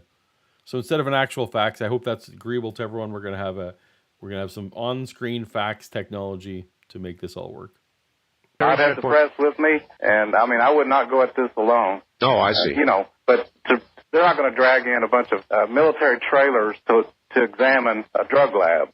Well, that's just not I agree. logical. I agree with you. I agree with you. So Philly 3000, that is definitely an episode that we are planning to have on one night. Is the is the Area 51 interesting call guy. Definitely, that's a great episode, and we will work on that. Super. Sonic Shroom, thank you. Americans are so funny. They always want to fight the government. Yeah. Unfortunately, I mean, it seems silly and funny, but also it creates for actual problems because there's certain, while I support Second Amendment style rights, certainly in Canada, we have similar, we have restrictions. We have reasonable restrictions. And I feel like some of this militia talk is stoking the fire such that they really are they're using some of that to try and just prevent even reasonable restrictions, which, other countries, we think some things are reasonable. Dave, someone suggested something. I heard as I was walking away, I heard we need to start a militia. That's so that you can't have this seizure of property, and I Right. laughed myself. No, I want you to see Copper McBratney's suggestion on the screen there. Oh, super facts. If we can get YouTube to rebrand all their stuff to be super facts instead of super chat, facts. we'll be. I've gone with a. You take your internet out with you? There we go. The most Canadian of cocktails. We are currently. Is it a Caesar? It is a Caesar. Although I didn't bother. I didn't do the. You didn't rim the rim. We have much Caesar rim. We got holes in rimming today. We have a lot of rimming accoutrements here recently for my party from last week, and you read into that whatever you like. Obviously, after The Secret of the Hole. West of the Rockies, you're on the air with Mel. Hello. Hi, this is Stan from San Diego. Hi, Stan. I just got a question there for Mel. If there was any way that you could charter a plane so you can do a flyover of your property? I suppose I could do that. I mean, there is a small airport here in Ellensburg, and I'm sure that can be arranged for. Well, what I'd be interested in to know is what would that help exactly? Yeah. If the Mel... hole's still there. Yeah, I see it. There's a hole. I mean, and also, theoretically, you could see, an aerial view. So here is what the government is doing. I guess you could see that they brought their various yellow trucks. Thank you for giving us the detail over and over again that the trucks are yellow. But I suppose you could get some of that. But ultimately, you could get all that without chartering a plane. You could just, next time you went to talk to these military guys, bring a camera. Oh, the world before drones. If actually planes can fly over that area, and I suppose I can try to find that out. To get some photographs. Yeah, but... Dave forgot to tell Paul, I haven't been working on my bingo card for a while. Oh, I haven't even looked at mine in a while. I just need to, I don't even, where'd that window go? Did they say the actual bottomless hole? Apparently he said didn't somebody already win bingo? I feel like we're way out of it. Oh, maybe. And also, I'm not entirely sure that I may have even closed my. Oh, there it is. Anyway, I'm going to check off bottomless pit just for my own fun, and we'll carry on. Again, I do believe that the hole itself has been. Art Bell's reaction. What does that even mean? Art Bell reacts to everything. That's true. Art Bell is. I feel like we can safely say that Art Bell is reacting to things. Mm-hmm. And actually, frankly, I think there was some stuff. I would have got Spurgeon's the person who quickly threw this together at a moment's notice. Yeah. The seizure was invented in Calgary, Kip Davis, which is a city that both Paul and I have. That is the city I was born in, actually. So, fun fact for you, Dave, Kip also has lived in Calgary. Oh, that's fantastic. He is a Flames fan. As am I. As am I. Not Paul, so you're not going to be dirty, good Oilers fan. Fortunately, neither of you are going to be burdened with playoffs this year. So, well, neither are you. What? We're not a couple for points. Long. You'll be burdened for playoffs for a week, and then you won't be anymore. You're going to be gone. They're done. Quarterfinals last year, my friend. Semifinals. Semifinals last year. Last year. We just beat Boston, best in the league. We just beat Uh-huh. Dallas, top in our conference. Prussia used to be a country too. Yeah. Cool. What have you done for me lately? All right. That's the hockey. I feel like hockey talk is actually going to lower our viewer more than Star Wars. So let's carry on. Covered over with the surrounding snow. They probably did a really nice job with what they brought in there of keeping it invisible from the air. That was my speculation of why they brought the yellow gear out. It was confirmation. It was yellow gear, Dave. It was yellow gear. He keeps talking about snow and yellow gear, and I just keep whatever. Kind of dress it up a little bit there so that anyone casually going over there wouldn't notice anything. That's just my opinion. Okay, and another thing is, I got a little assumption of why none of the animals want to go by there. Why? Maybe they see the apparition of the dead dog, and it's warning them not to go there. Maybe. I mean, not for nothing, but that's wildlife avoiding the area. Yeah, you got it. You got it there. You go. They mentioned that before too. So now we can just be done with the card. There we go. It's pure conjecture. Who knows? But no animals will go near it. We appreciate the fans who took it upon themselves to create these cards. I'm not going to get into the weeds here. I'm just curious, Kip. Just tell me, North or South Calgary? Where were you born and raised? Just North or South. That's all you got to say. No more. I don't want to get don't want to out you. Don't want to dox you. But the observations I made was my dogs and other people's dogs, that come visit, they won't go there. If I put them on a leash and try to drag them there, they'll dig their feet in there and it just will not budge. You know what, Mel? I once was on a trip with my family we used to go to Florida, drive Florida in the winter, and we once got near a slaughterhouse. And, on one of our stops. And, man, I had a golden retriever, and that golden wouldn't get anywhere. He did the same thing. He dug his feet in, and I don't care how you'd pull, he wouldn't get any. He could smell the death. Well, when I was in college, I had brought for school a human skull, and I brought it home, put it on the coffee table. My cat... Coffee table? Mel's got a coffee table, Paul. That bastard. Yeah. Walked into the room. Now I can't even like him anymore. We'll have to rethink the format. Whoa, okay. No matter where you stand on the coffee table issue, you don't have to completely, I suppose he wasn't advocating for coffee tables. He was just in passing mentioning that he had one. So even if he is, you can still, You want me to agree with people? Love the artist. No, if I disagree with someone on a single point, they're dead to me. That's my policy. They are a son of a bitch, and they should be killed. That's right. And he saw that thing, and the cat literally jumped backwards about 8 feet. I bet. When he saw that. Now, how did the cat know? They sense these things. Yeah. There's something about it. First time caller line, you're on the air with Mel. Hello. Hey, Art, this is Scott from Kirkland, Washington. Yes, sir. Oh, hi, Scott in Washington. Yeah, not only from Kirkland, I've only been over on my side of the mountain for a little while, but born and bred in Yakima and a graduate of Central Washington University. Cool. Spent a lot of time in Ellensburg. Yeah. In fact, I sat around with one of my old professors who is one of these guys who has been living in the area for, forever. And he actually had told me rumors one morning over coffee, sitting down in one of the little restaurants, about a great big hole that nobody knew the bottom of. Wow. We'd actually heard of this. This was back, Great Big Hole, that's a Canadian band, right? That's Big Sugar. Oh, okay. Who have a hit called Digging a Hole, which is a really good song. Also, I put way too much Tabasco in this Caesar, but I mixed it super quick because I was rushing to get back. It's, I'll make by. 1989? Sometime about in there, and we even heard that. And the one thing, it really surprises me, this guy that was saying, well, I took a gun in the media up there. What a lot of people don't realize, Art. That was an excellent impression. Oh, my, Paul.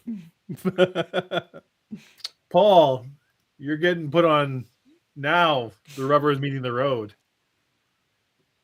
That is handcrafted. That is workmanship.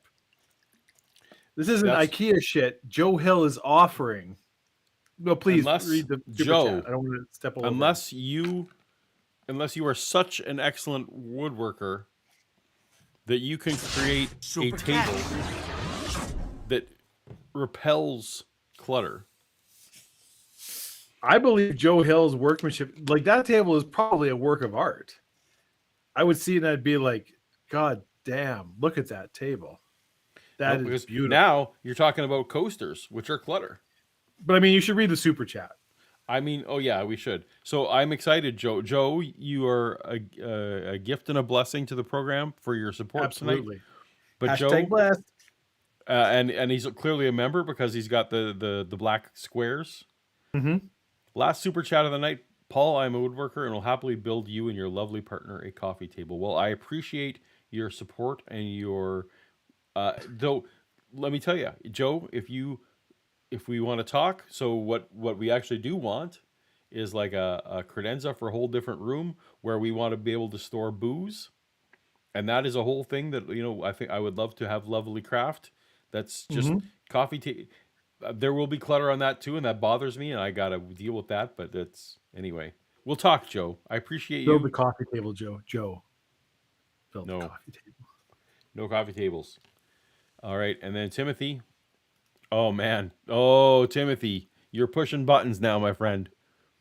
I mean, he's 100% correct, but carry on. Actually, okay. So actually, you phrased this fine. Evil can be a noun, but it is not by default a noun.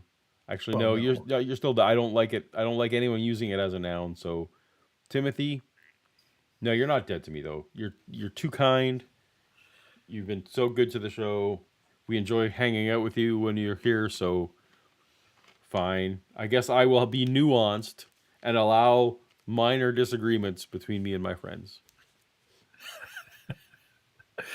If everybody would minorly disagree with Paul with kind of his life, he and I would have stopped talking. That's correct.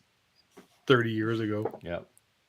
And I think that most people don't realize is he lives about, depending on where the hole is, between 5 and 10 miles away from one of the largest military reservations in the Pacific Northwest, possibly the western United States. I think the word you're looking for is military base. I was thinking the same thing. What's a military reservation? Is that where the natives have guns? I don't. Is that where they take the First Nations people that supply Mel with to be fair, there are reserves. The army has. There are the army reserves. So. Yep. So, where do you keep the army reserves? You keep them on the army reserve is they live at their own houses. They don't have to. They live on the army reservations, Paul. Well, it is humongous out there. The Yakima Firing Center is where they did all of the training for Desert Storm. They have a bunch of satellite dishes up there that theoretically don't exist, that they use for talking to satellites that aren't there, and all sorts of things. Did you just say they use for toxic satellites that aren't there? No. For talking to satellites that aren't there. Talking to satellites that aren't. Oh, I see. Is that any better? They're talking to satellites that aren't there? I mean, this is getting into HARP territory here.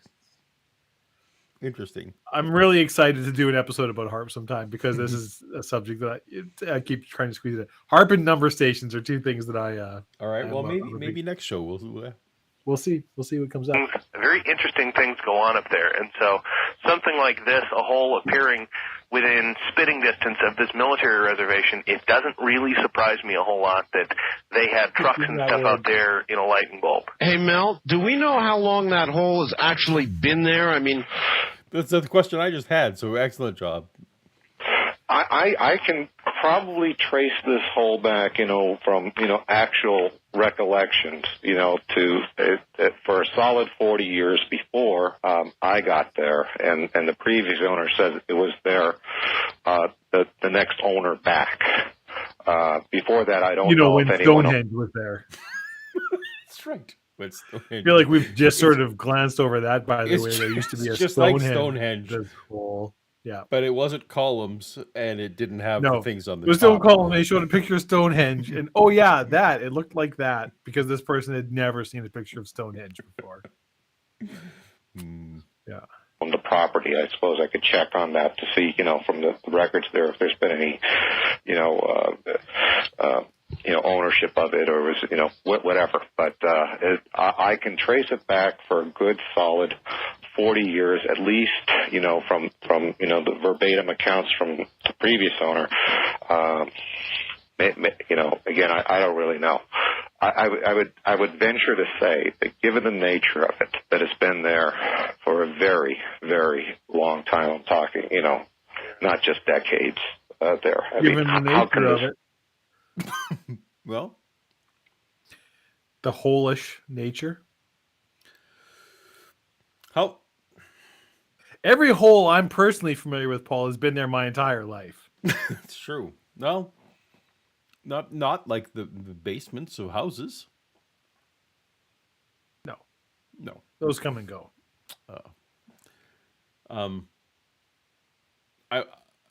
I'm very excited about there's spoilers for. Look, I'm going to give some teasing when we get to episodes 4 and 5 and beyond, there are multiple holes. Yeah. The government steals Steve. So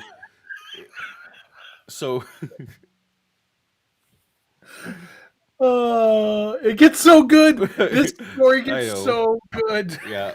But we need to get through this chapter where he loses his hole. Well, we have a super chat first, Paul, from Dr. Wong. No, sorry, Dr. Wrong. Dr. Wrong. Yeah. But it doesn't have a comment with it. No, it was just given $1 because I assume they are a fan of the show. That's their very first super chat, and we appreciate it. We appreciate you, Dr. Wrong. Just be there. It has to be ancient. Well, I wish you the best in figuring out what it is, and we're all of. Brain Camper's asking, Paul. Crack another one, Brain Cramp. Yeah, I don't think we're going anywhere. I've got nowhere to be tomorrow. It's local here. We're going to keep tuned in to see if there's anything worth driving back across the mountains to hang out and see. Well, I've just been out here for just a couple of years. I decided to retire out here and pursue, my interest in alternative health, and this is what I get. All right. Well, it's turned into a nightmare. Yes. What are you laughing? But a pleasant euphemism for medicines the government won't approve. Yep. And of course, yeah. We got no time for the tests and all your regulations. And this may well be. I knew nothing about such culture because I was a good Mennonite boy in the 90s. But it could just be as simple as like he's into weed, right? Yeah. Because that wasn't legal anywhere in the 90s. So no, 90s was very. That was when like sort of the vitamins and the fight over. There was a lot of that kind of stuff going on in the 90s. Yeah. Absolute nightmare. East of the Rockies, you're on there with Mel. Hello. Yeah, about that hole. Yes, sir. There was Rod. Yeah, about that hole. It's like guys calling up from Craig's. I was on Craigslist. You got the. You still got that hole. Is that hole still available? Sterling thing I saw on the TNT, I think about 4 years ago. He was hosting it. It was like must have been early 80s, late 70s. And there were reenactments of like these true occurrences. Yeah. And there was a whole story about a boy. It looked like it took place in like when they still rode horses or something. And a boy. They don't ride horses anymore, Dave. I don't know if you know this. They've retired hear all the story. The reenactments of true stories. Back when they rode horses. Yeah. Woke up with his dog missing or something, and he went looking for his dog and fell into a hole, except, he didn't fall in. He hung onto the edge and crawled out and went and told his dad, and his dad went out there, and they heard noises coming out of it. Oh, God. And so they didn't think it was the dog making the noises because it sounded real spooky and stuff. So he went to town and got a bunch of guys to go out there with him, and I guess a bunch of guys went out there, and they thought, well, let's lower a rope in, and somebody's going to have to go down on it. Sure. And so the dad said, well, I'll do it since, you're looking for your dog and stuff.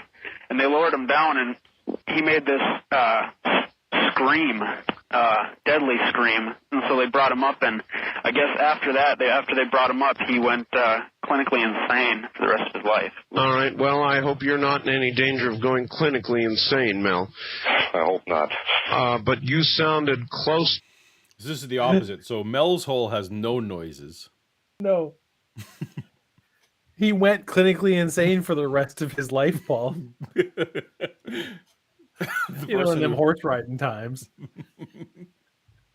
The rest of his life may well, you know, you only lived to 32 because that's just the way that was back when they rode horses. Mm-hmm. Yeah. Mm-hmm. To being discombobulated when I spoke with you. When was that? That was Sunday afternoon, I think. Was that Sunday afternoon? So Sunday evening, something like that. Yeah, I was. I mean, you called me up and you were just a wreck. Yeah, I was. Any negative, fearful emotion, I had it there. I mean, I was shaking. I was sweating. I was. My body was doing things that I couldn't explain. I was a wreck. What do you think about the idea of you're not even going out, but sending the media out? I could do that as in terms of, you know, saying I think there's something interesting going on over there, and, you know, send them out there. And what I assume that'll happen is if they did go, if they thought it was a valid story, they'll say, look, we're conducting military exercises on this land here, and there's nothing for you to see. You know, that's the most reasonable thing Mel has said, regardless of whether anything that is true. That's actually what would happen. Yeah, there was like nothing. Yeah. I'm sorry, I'm sorry, reporter people, but we're doing incredibly mundane things here. Yeah, this military exercises. What are you gonna do? Yep. And they'll say, "Well, have you come across a hole?" And they're like, "What are you talking about? This is the land. There's holes here. I don't know what." Yeah. Oh, you're. I realize I've been drinking out of the wrong glass. Well, I feel like. 3 hours in, maybe the branding's less important. We'll see. That's why you're doomed to fail, Paul. I'm sorry, good people at Jackets. We'll do you better next time. The branding is more important now than ever. All the various corporations out there. And I think that'll be it. Again, this guy was real clear to me. He said, look, I asked him, I said, look, I suppose you don't want me to talk to anybody about this. And he said, hey, no one's going to believe anyway. I do remember Baby Jessica. I was never say Baby Jessica. That was, oh shit, was that 80s? Yeah, yeah. Probably. Yeah, that was, yeah. Oh, man. There you go. Anybody doesn't know what we're talking about, feel free to Google it. You can Google that, yep. You can tell them anything you want. You know, why are they going to believe you? All right. Well, first time caller line, you're on the air with Mel. Hello. Hello there. Hi. Maxine in Southern California. Hi, Maxine. I do like, sorry, Maxine, don't mean to interrupt you. I do like how Art doesn't say goodbye to any of his callers. Yeah, just none of them. We're just moving. We're boom. Presumably here in the dial. We're having a conversation and I'm bored. Hello, Maxine. Yeah. Off we go. Very interested in the conversation that's been going on with Mel. I heard the program the other night, and, he's really in a big dilemma. Well, he is now. And I feel somewhat responsible. But, I understand that. The first thing he needs to do is get a good lawyer, somebody that's prominent like that. I can't recall his name, Spence from Wyoming. Jerry Spence. Somebody like that, and maybe. I don't recall Jerry. I was thinking maybe it was gonna. This is too early, probably for. No, OJ would have happened. Johnny Cochran would have been around. Ben the Hammer Shapiro. Ben the hammering away.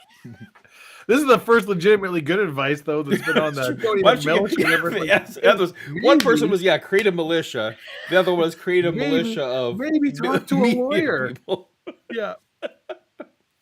Yeah, about the government just straight up taking your land. Maybe. There's something you can do. I don't know. I don't want to tell tales out of I feel a little bit bad because honestly, I didn't think of it. It's no point in this. Yeah. Well, I've been drinking. It is a Caesar in this pour, Michael. There's no mixed wine here. I was mixing from one glass to another. People are asking what was I pouring. Your listeners could do a writing to Janet Reno, the president or the vice president, on his behalf. Keep him in the background, because with the power they've got, they can just wrap him up and we might never hear from him again. Yeah, that's right.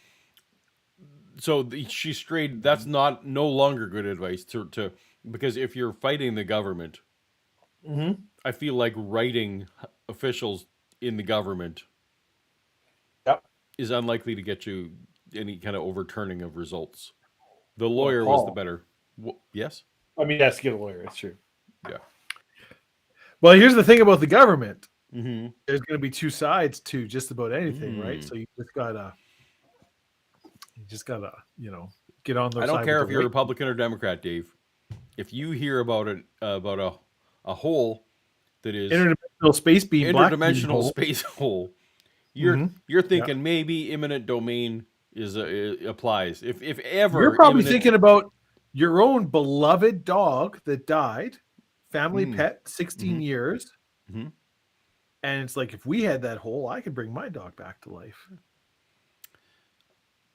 Manifest destiny. I have been actually thinking here, like, what exactly is the best case scenario for the government? Like, let's say you have an interdimensional hole.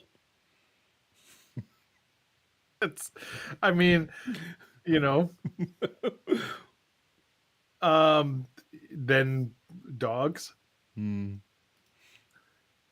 knows? That's the thing. You don't know what you can do with an interdimensional hole until you get it in the right hands and let people do. Someone is asking in chat if they can get your Cash App. Yeah, I'm typing a response like a Luddite, so we'll there you go. Work on that. Yep. I guess I'm going to have to stay in touch with you, Mel, to be sure that you don't meet some. Well, they're working me from both sides here, as far as I can tell. What it sounds like, yeah. Yeah, I mean, it looks like they're. I guess it's like The Godfather. They want to make me an offer.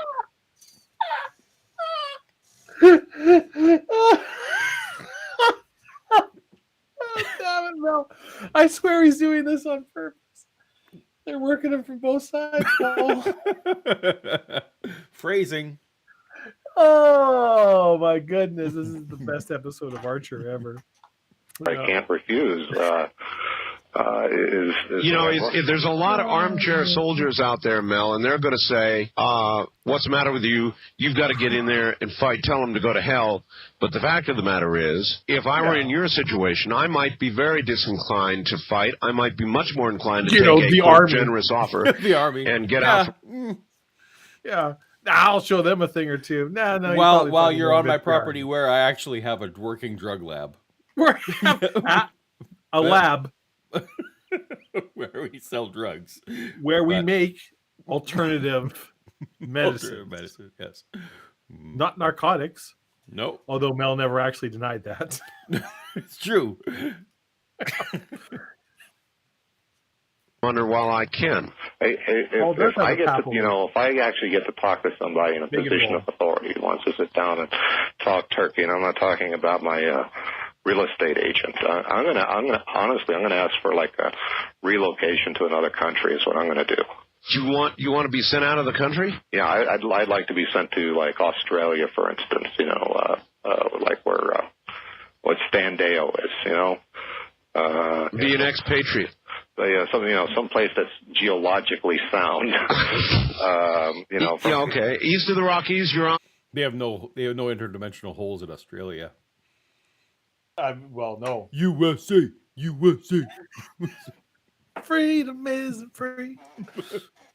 They do have some crazy rocks out there, though. And everything will kill you. Yeah. With Mel, who's still an American at this moment.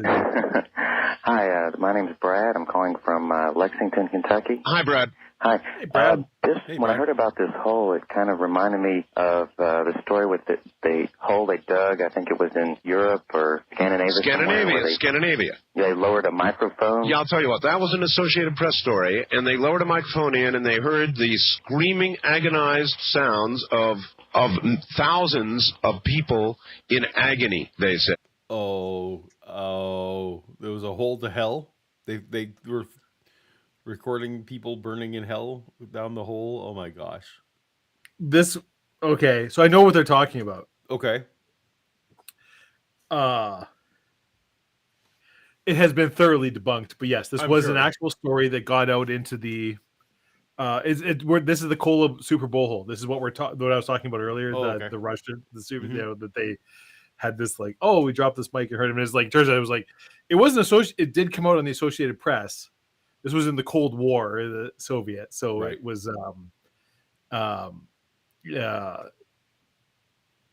yeah, and no, it absolutely none of this ever happened, right? But it was a story that kind of got out, and Soviet sources weren't replying, right? It's like, well, is this true? Right. It's like, well, we're not talking to you, right? Like, Super. but yes, this was a real story. So for a while, it kind of had traction. That it was like, oh, we had this mic and we heard all these sounds. I and guarantee in the circles that I run in my main channel, if there would definitely be apologists. So there's tons of Christians out there who legitimately think that they found chariot wheels at the bottom of the Dead Sea, and that they found Noah's Ark in Turkey. Like they just Mount people Ararat. think that. So I guarantee someone would be if there was audio recordings of people burning in hell, I would have heard about that. But there are no audio recordings. Yeah, no, exactly. Who's your buddy for $5 writes, wouldn't it be faster just to jump in the hole if he wants to get to Australia? It seems like, yeah. So now, see, that's a common misnomer because the other side of the world from the U.S. is actually just in the Pacific Ocean, middle of somewhere. Although I guess we don't know exactly whether the hole is straight through or how that goes. Well, spoiler alert. It does not go to Australia. Okay, that hole goes somewhere, and it's not Australia. But you're not going to hear about that tonight. But we will hear more about Australia, so that's exciting. I had a thought and it went away. All right. That was an actual AP story. Now, it may have turned out to have been not true, but AP ran that story.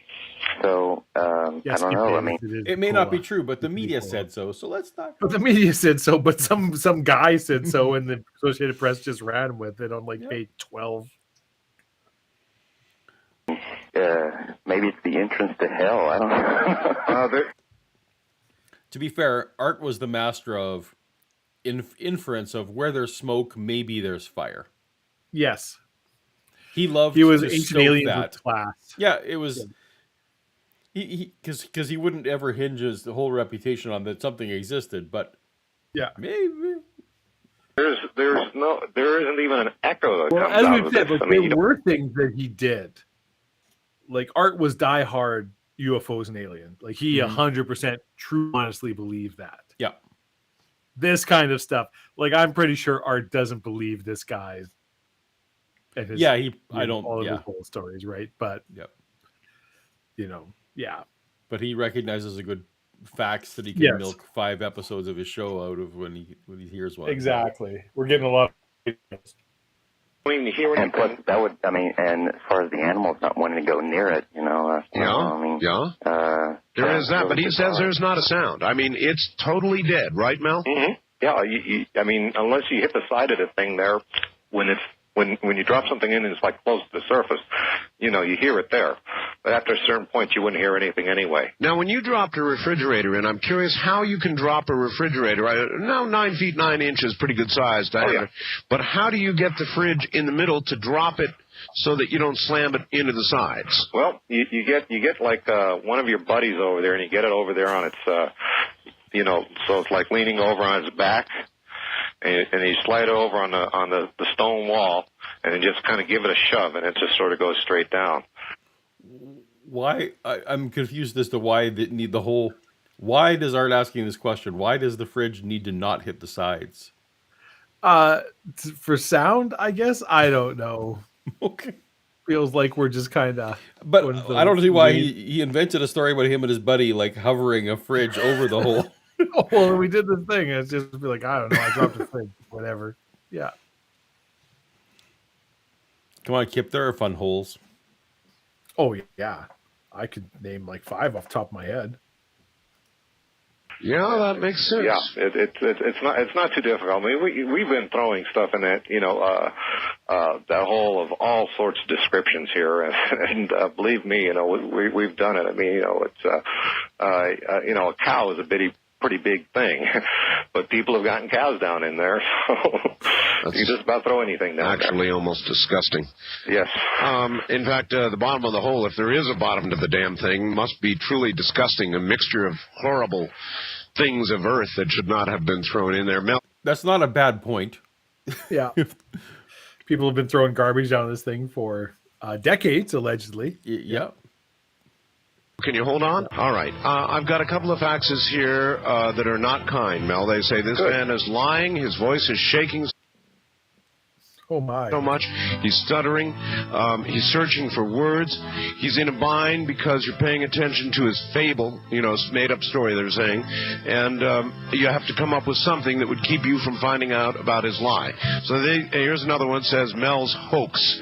Aren't you falling for another one? Well, I am a little naive, and I like... I guess I didn't cut the music out this far deep, so I gotta, pause it so that we don't get music copyright strikes. So we don't get demonetized? Well, I think this is more generic coast-to-coast music. And now we can go again. Stories like yours, Mel, and so I do tend to go for them. Do you swear that this is absolutely... He doesn't do generic music. I have a thing I got to take care of real quick. Okay. I'll be right back. All right. The truth.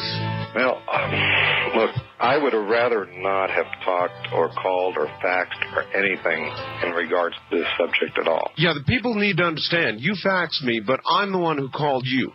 I would have preferred, to be honest with you, to be there tomorrow morning, letting a little more line down into the hole, and just going along my merry way. And then getting you on the air stopped all that, and plus put the idiots there that are there. Art Bell ruined his life. Man, bastard. Taking hold of your... When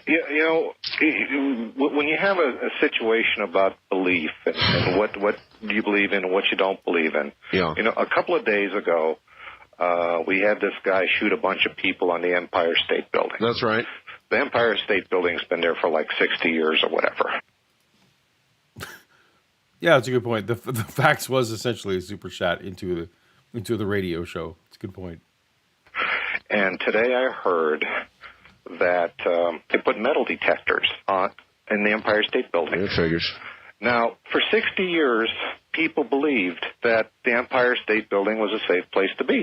That was belief. And in one day, people no longer believe. So beliefs change. Yeah. And that's how I view beliefs, I've been to the Empire State Building. I thought it was safe. Why? Did I miss something? Should they've had a metal detector on it for 60 years? All right, look, let me... Oh, I see. Safe. I understand, though. Metal detectors, so something bad happened there. Gotcha. Ask you this. You have neighbors. Mm-hmm. They know about the hole. They've been there. They've put their trash in it. They put their trash in it. Is Art going to ask to talk to the neighbors? Because that's the next step here. We need to talk to neighbors. Would any of your neighbors talk, or do you think they're scared now, too? I'd be happy to talk to them and see if they want to talk to you. All right. And, I'd be happy if they want to.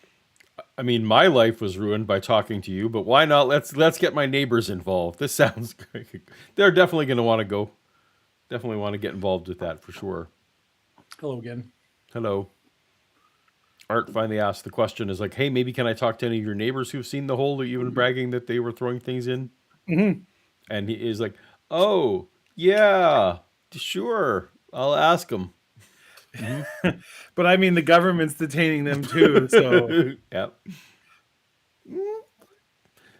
I mean, it went really well for me. I lost my property by talking to you, so.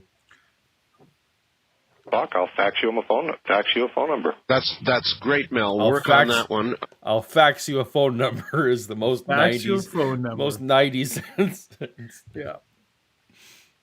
That's at least one other angle to approach this with. East of the Rockies, you're on the air with Mel. Where are you, please? I'm in Cameron, Texas. All right. Gentlemen, how wide is that hole? It's 9 3/4 feet. 9 3/4 feet. 9 feet. That's the 9 diameter. 9 feet 9 inches in diameter. He said. Okay, Mel, through the library, why don't you go tomorrow and they can network books all over the United States. And there's one called The Phantom of the Poles by William Reed. And there's one called The Hollow Earth by Dr. Raymond Bernard. Okay. Hollow Earth, Dave. We had Hollow Earth. You fucking know I love me some Hollow Earth. Know you I love some love Hollow Earth. the Hollow Earth. Yeah. Excellent. When there's this guy, he's like, yeah. The first one, I'm just like, oh, we're going Hollow Earth here. I love it. Yep. I'll guarantee you that'll open your eyes because the Earth is hollow. They've never proved the Earth is solid. And if suppose it's totally a hole and it's about 4. Sorry. That's how the burden of proof works. Hollow Earth so much. 1,500 miles wide. And people. There was a time before flat Earth was the thing. It was Hollow Earth was the thing that every crackpot person, because back in the 80s and 90s, even the crackpots didn't think the Earth was flat because it's so demonstrably not. But it could be hollow. You can't prove that the Earth's solid. Yeah, that's been the thing for hundreds of years. Yeah. You can see across it. They don't realize they're going into the Earth. But Admiral Byrd flew 1,700 miles inside the Earth, and they shut it up. So the government's up to something here. All right. As a matter of fact, here's a fax, Mel, saying, regarding the hole, it sounds to me like the government's going to take the hole and give Mel the shaft. That is what it sounds like. West of the Rockies, you're on. It was a joke. Someone made a joke. Someone made a good yoke. I make yoke, yes. There with Mel. Hello. Someone, while you were gone, commented that back in those days, a fax was the same as a super chat. It's true. Yep. Yeah. It's true. Although, legit, the thing that was like a super chat back in the day, and kind of still is, a handwritten letter, because you could send a fax or whatever. But if you send a handwritten letter, that got attention from like your local cable TV station or whatever. Hi, how you doing? Well, another fantastic story, Art. Yeah, I know. I appreciate you taking my call. Sure. I have a friend of mine who also believes in the Hollow Earth story, and I've read 2 scriptures in the Bible, which I won't quote, because I know you don't like to talk about that. That's right. Yeah. Don't be... Yeah. That is one thing I also appreciate about Art now, is like, don't be quoting Bible verses on my show. Yeah, got no time for the Bible verses. But there's one... It talks about making graven images of things. Yeah. And that would be even things that are under the earth. And then there's a... Well, what are you driving at, though? Well, there are scriptures in the Bible that also allude to a hollow earth. Oh. And so there's one in Revelation that talks about like even for the most literal... That you're reaching. If you're looking at the Bible and being like, well, this is talking about a hollow earth, I'm like, wow, you're really...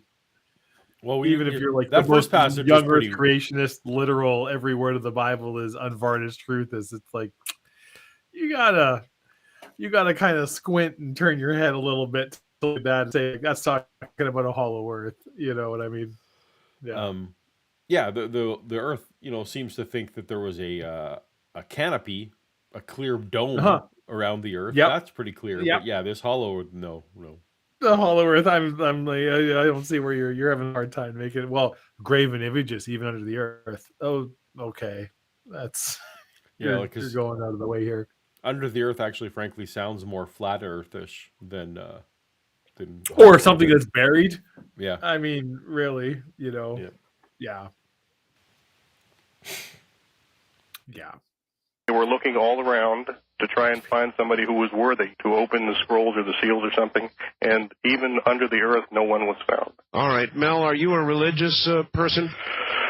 I wouldn't categorize myself as a religious person, and so then you don't necessarily feel there's any religious significance to the whole.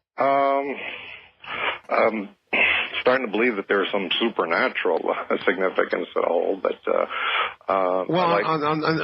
the dog part and the other thing about the beam of the blackness, that's the beam of blackness seems like it should be natural, but I feel like a goddamn dog came back from the dead. Yeah, like that's I don't know. I think maybe maybe there's something supernatural going on here. Oh, you think? You think? Yeah. Again, I just think it's funny how often Mel keeps forgetting that a dog was resurrected. The dog came back. Oh, from right. the dead. Yeah, that's right. Yeah. But I mean, just in the standard way. Would lead in that direction, but on the other hand, things that we don't understand, Mel, seem as magic. Yeah, they do, and that's so those are things that I cannot understand, and so I have to say I don't understand it. All right, look here. Do you want any help from your representative? In other words, it may be that your state senator or your local representative, congressional representative, would help you out, and we could help you out with that too. In other words, fight power with power. That's an idea from John in Redding, California, and it's not a bad one necessarily. Well, my local congressperson is Doc Hastings out here, and he is one of those guys that believes in property rights and so forth, and so that would be an avenue. Again, this is an opportunity for me to gain as much information as I'm also disseminating, and I'm going to have to make. What he's disseminating, Dave, is information. It's information. A decision, when I go in one direction or go in another direction, that will be it. There's not going to be a point where I could take it back. All right, well, here's another one for you to consider. I've got connections at Strange Universe, Hard Copy, all those kinds of shows. I could have those people in contact with you in 2 seconds flat, Mel. Once you decide which way you want to go, believe me, I can have either media power or a government power representation to help you out here. Mm-hmm. I'm going to have... That gets awkward, Art, because all of this is... there's a lab. Yeah. And to be fair, you kind of made a cartoon for me, Paul. Not a cartoon, but there is a polar bear. Oh, that's true. Graphic. Yeah, that's true. I have animated Dave's voice, I guess, shall we say? Yeah. Fair. Yeah. The main thing I have to do is decide: is this tantalizing enough for me to move forward? And strongly disagree, Kip Davis. My government official's name was Doc. I would celebrate that. And frankly, I think anytime your government official has quotes around their nickname, yeah, I'm on you're board. in good hands. I'm here. It doesn't matter if it's Lefty or Bugsy or whatever you got. Bring them on. I'm here. Yep, this is a person I trust.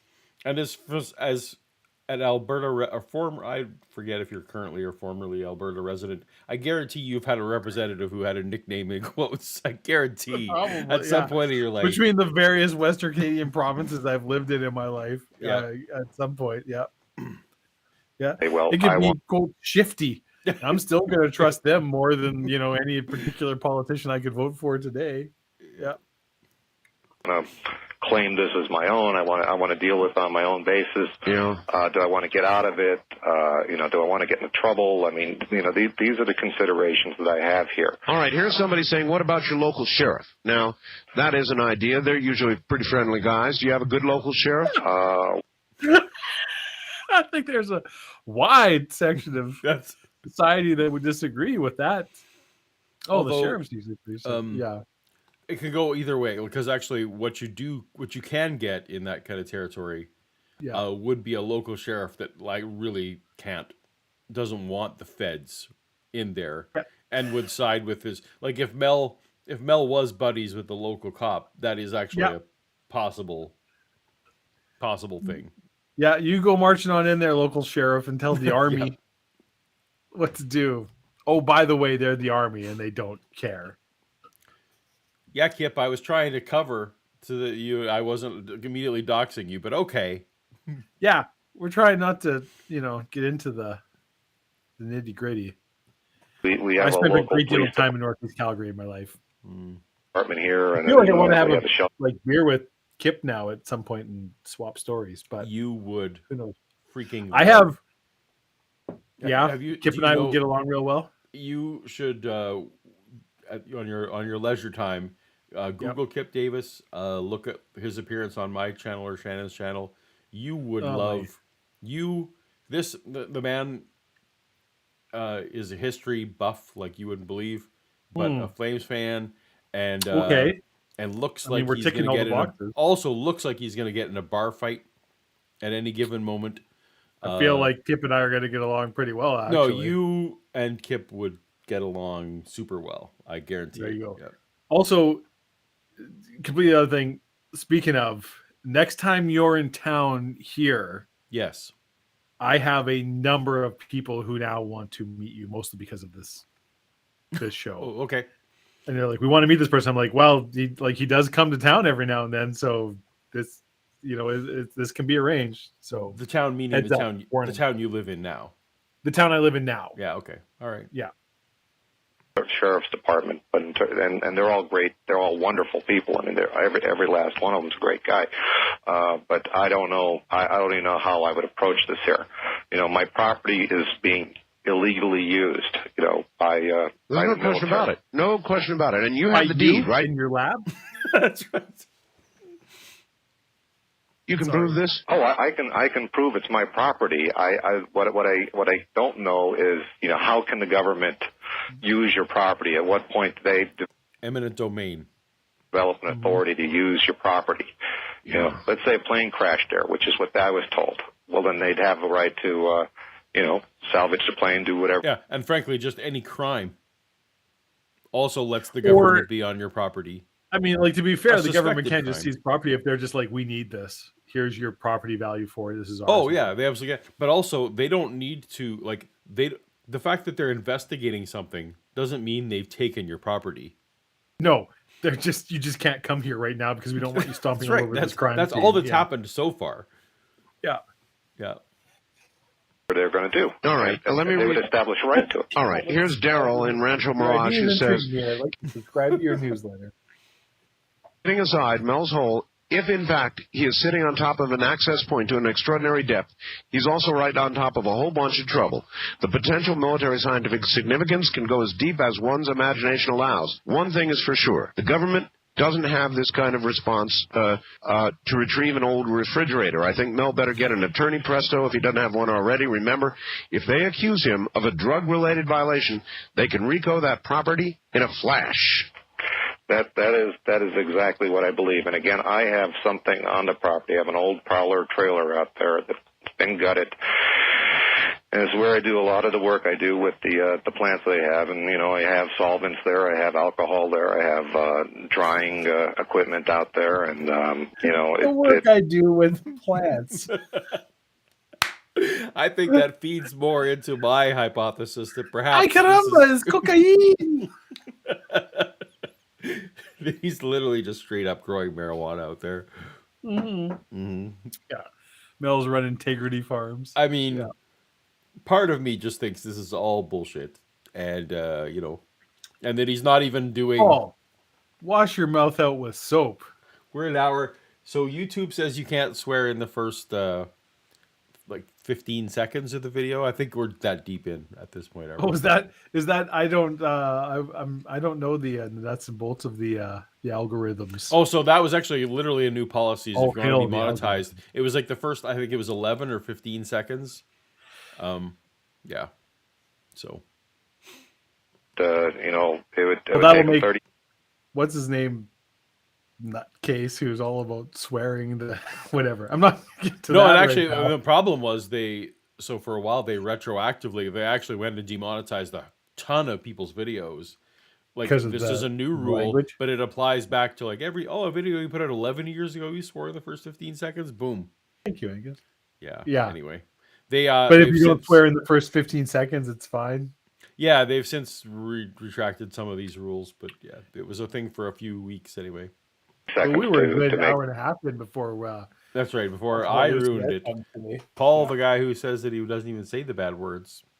Well, you don't say the bad words when you're with apologists, which I think is a commendable effort and a different thing. It's like the language I use when I am in a corporate environment is perhaps not always the same, although sometimes is the same if I am sufficiently agitated. Based on where you work. Yep. Yeah. Mm-hmm.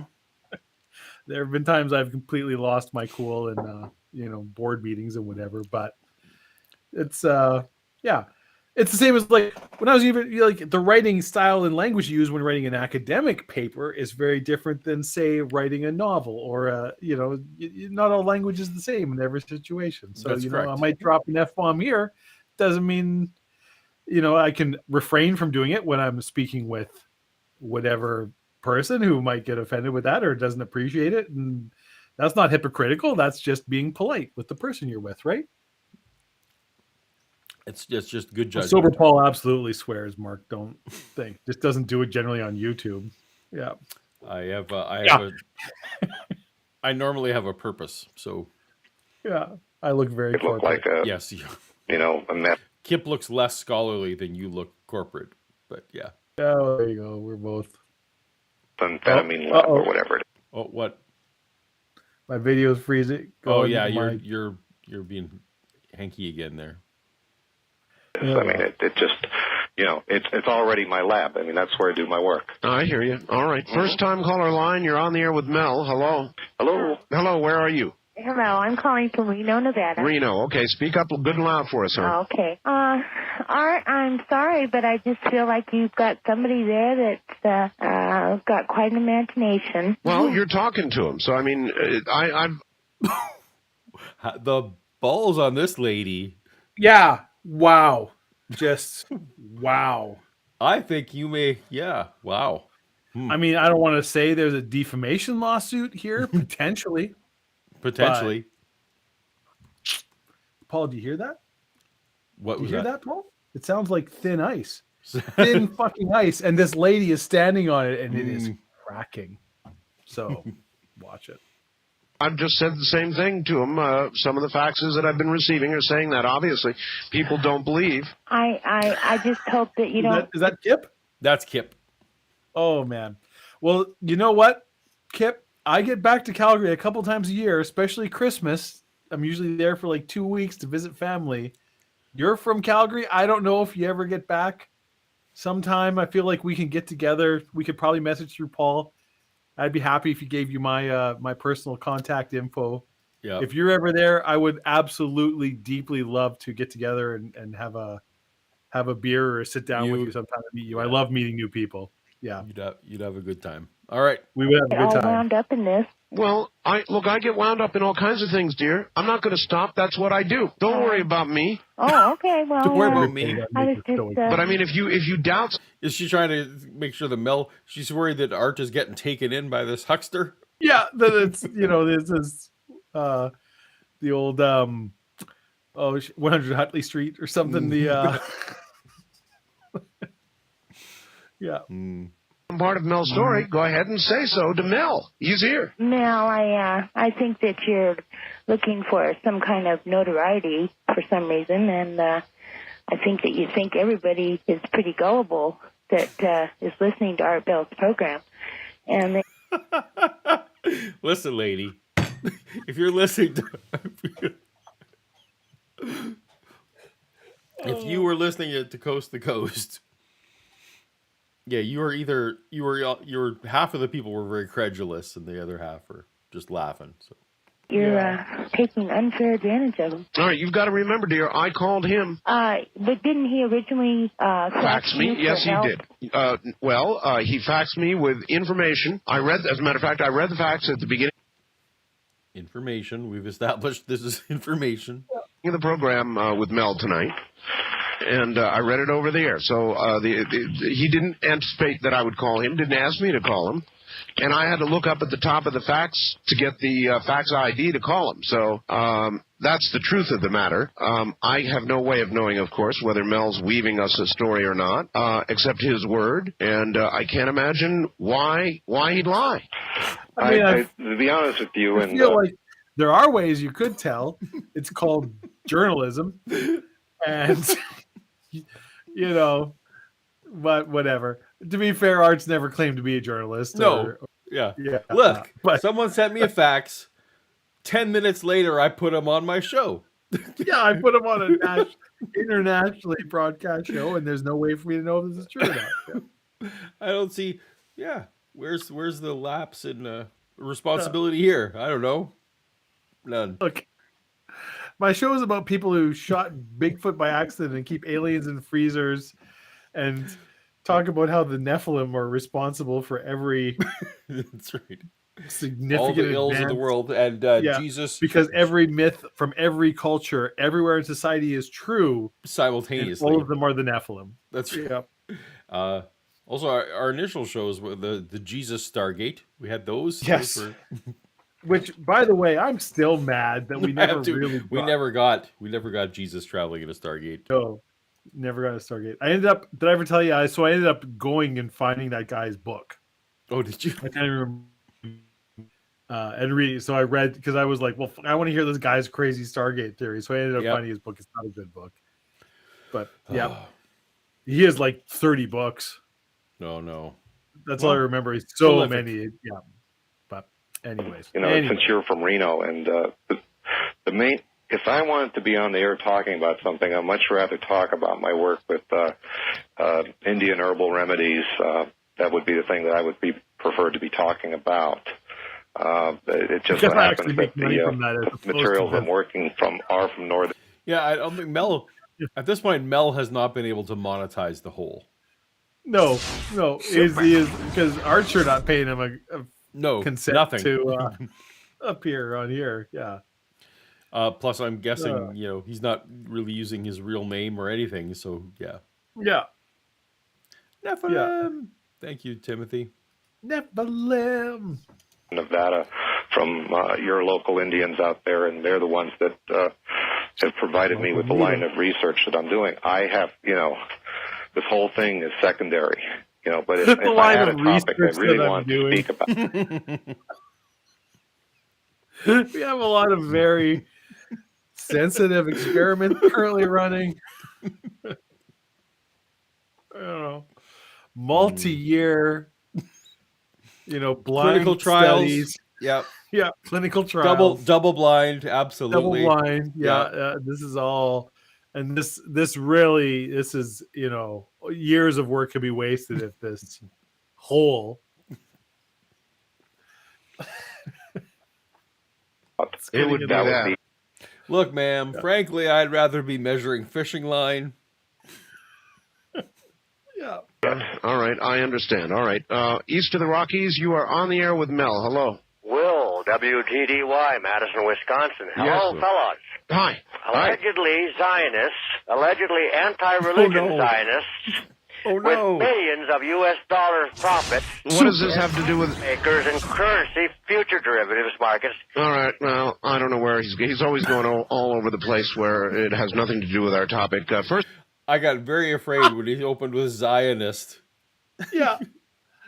And clearly this person has called before because Mel are just like, he always is calling all over the place. And because, as we've mentioned before, Art did not screen his callers. Nope. Like literally anybody call and say whatever. Yeah. J. Victor with 220 in, rupees? I don't know what a Russian, I don't know what the R currency is, but anyway. PSA, Mel's Hole has its own Wikipedia page. Yeah, but just like always, don't go to Wikipedia. You come to this show. Yes.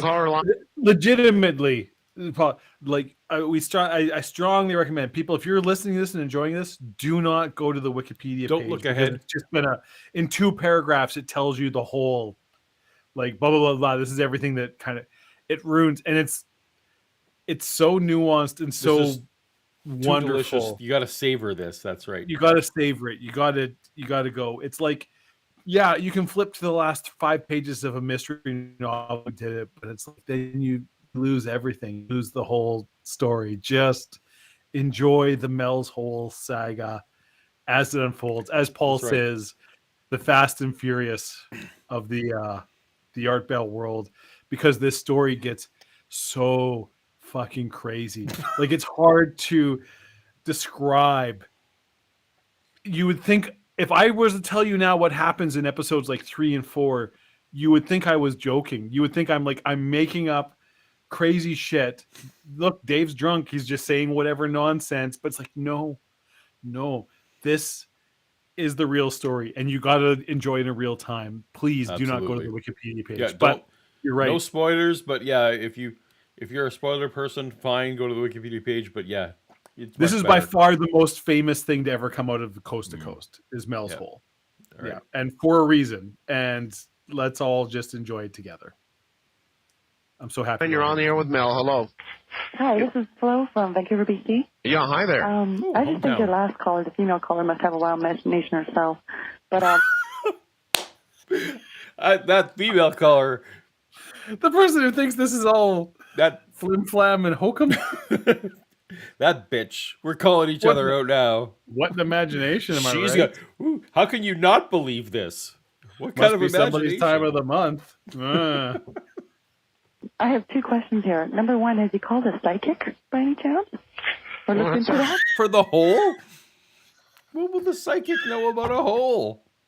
Have you called a psychic? Yeah. Lawyers, state senators, that's all fine. But have you called a psychic? Have you talked to Lady Cleo about this? That was that's the alternate to the "What Would Jesus Do" bracelets. Have you called a psychic? Oh boy, Paul, the merch opportunities are endless. HV. Yeah, what would it be? Have you HY yeah. Have psychic. You HYCA? Except the P can be confusing, but it'd be high cap. Cool. High cap. Have you called a psychic? That is a thought. I mean, it's look, when after if I decide to basically take the money and run, yeah, I still want to know what's down there. I want some mechanism to know. I mean, my original line of inquiry really was, is this the deepest hole around? I mean, that was my original question I put forward, and I think I got an answer to that. But now I'd like to know, what the heck is this thing? So that's where I'm coming from now, and one way or another. I mean, I think I'm at the point where I'm open up. My beliefs are such that if we had a psychic look at it, a remote viewer, that I would be willing to accept, what they have to say about this. If they looked into it and saw what was it. You're not wrong, Joe. Joe Hill writes, it's always the Nephilim. That's right. The Nephilim probably made this hole. That probably is what happened. I mean, don't want to get into too much Tartarus talk and whatever, but spoilers. Bottom or what was going on over there. I think at this point I can accept that. Boy, I'll tell you what, if I had accepted in the last couple of days here, I can accept anything at this point. All right. Thank you. I know a really good psychic, and I know I'm going to be asking her tomorrow. All right. Thank you, dear. Can I ask a second question? Yeah, go ahead. Okay. What does he think the odds are of someone going ahead and finding out who he is and calling the media and we've had his full name on the air for one thing. Yeah, I noticed. All right. So, Mel, what do you think the odds are that somebody will... I mean, obviously, as a result of the first broadcast, look what's happened. So the media made... I think it's so adorable, the world before Facebook. Where it's like, somebody might be able to find out. And not, when you couldn't just... Maybe he'll join us. There's a couple minutes left, so I'm going to keep plowing through. Hopefully Dave will reconnect. Send on you, Mel. They very well could, and as the guy said at the road here, it says we already know where you're at. So, well, what are you going to do if?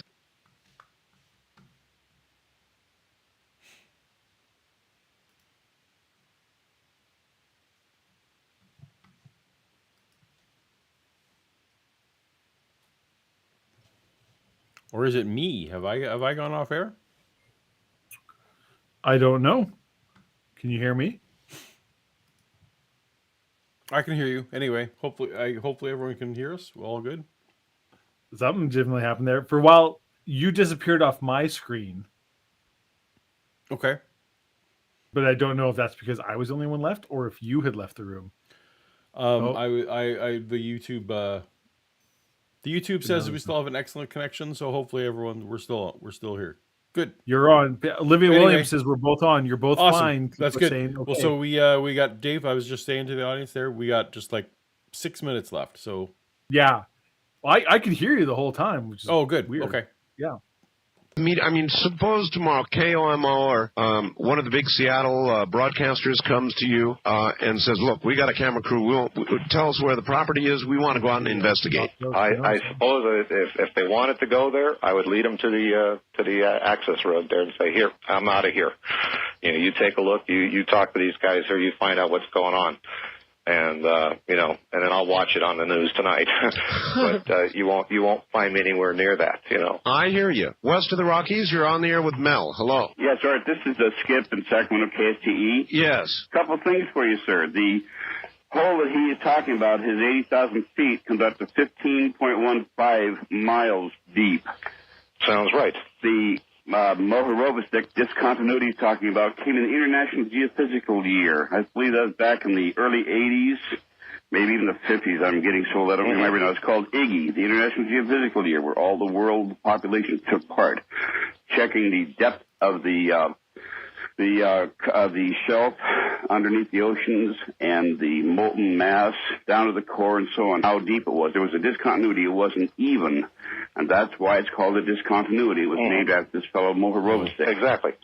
Your glue stuff, was developed for surgery for smashed spleens and kidneys. It made to glue skin better than anything else. Yeah, well, trust me, it works real well, sir. Thank you very much. It even glues carts into rocks. I don't want to talk about it. First time caller line. Okay, well, you're not going anywhere. Moving on. He actually took time to actually quasi wrap that call up instead of just moving on. That was kind of a... Yeah, you're talking about geology and super glue and moving on. Okay, we're next. Yeah. And you're on the air with Mel. Hello. Oh, I think we just missed him. Wild card line, you're on the air with Mel. Good morning. Hi, Art and Mel. Hi. Hello. Aaron calling from Reno. Yes, sir. Good. I have a couple of questions and a comment. Mel, I don't know if anybody's asked you yet, but have you ever seen a UFO out around in that area on your property? No, good question. Out here, you're liable to see all sorts of things, and I myself have not seen anything personally. I mean, this is one of those areas that can get pretty remote in a hurry. Ellensburg is like 30 miles away on either side from the nearest town. Matter of fact, Mel, I've got a lot of confirmation of that, faxes and phone calls, people saying it is a very weird area. Yeah. And they've heard stories there about holes. So, this is not that far out. A lot of people are saying, yes, there's a lot of weird stuff going on in that area. West of the Rockies, you're on the air with Mel. It's Fred from Sitka. Sitka, Alaska, all right? Yeah, and... That's exactly right. This is imagine calling it Art, waiting for like 2 hours, saying half a sentence, and Art's like, okay, Yeah, thanks for calling, yeah. moving on. And it happened all the time. Yep. Yep. Mm-hmm. When you lean back like that, your microphone isn't quite as clear.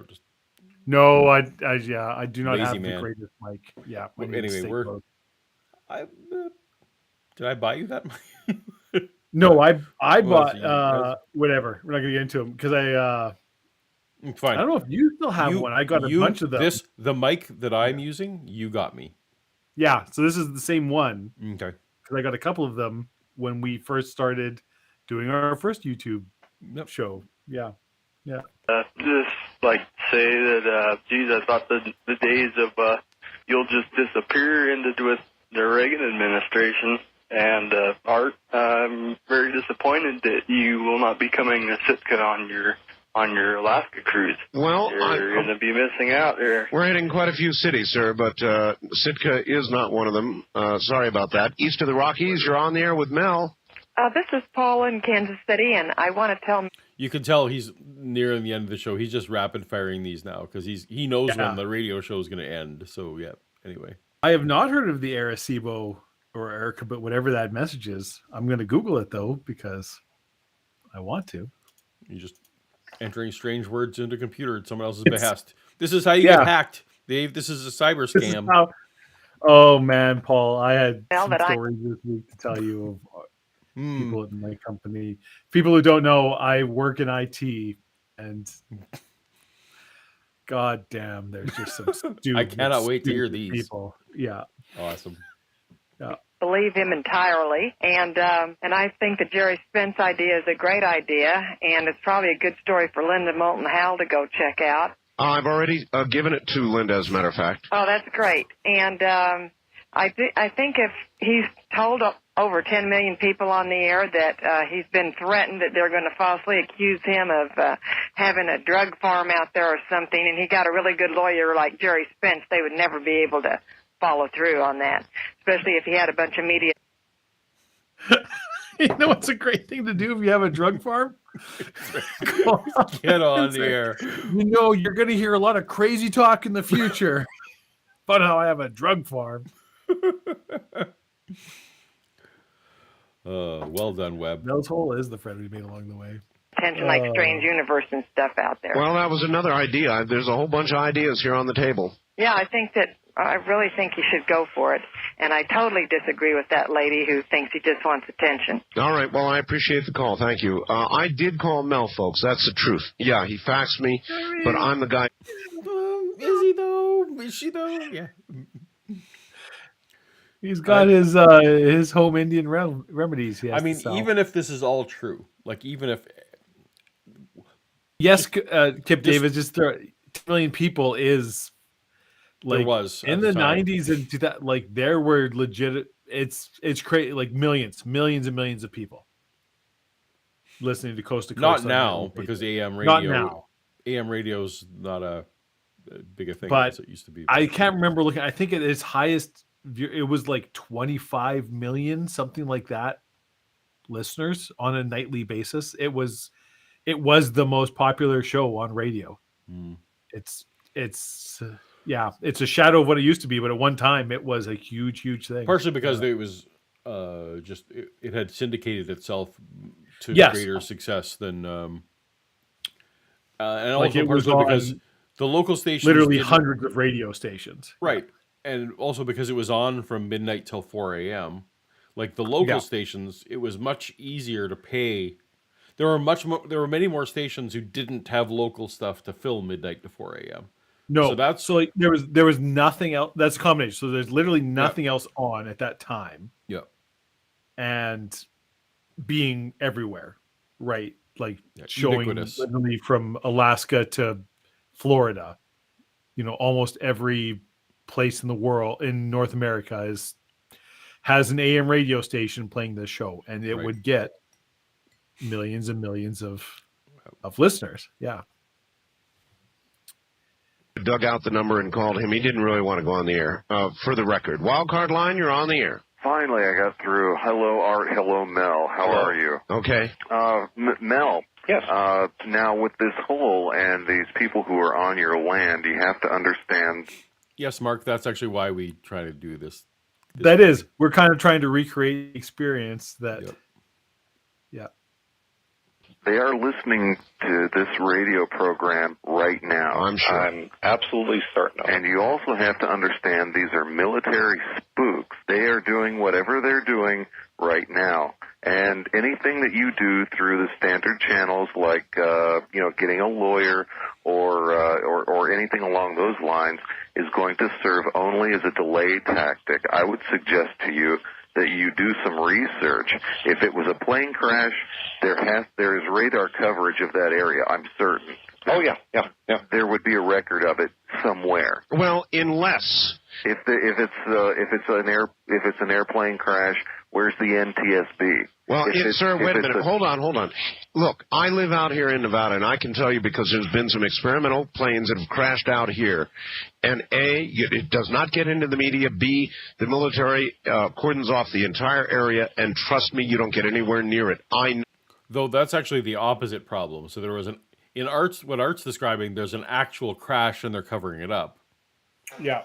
In Mel's situation, they're pretending there's a crash when there wasn't one. Yes. So, yeah. Oh, personally, that's true.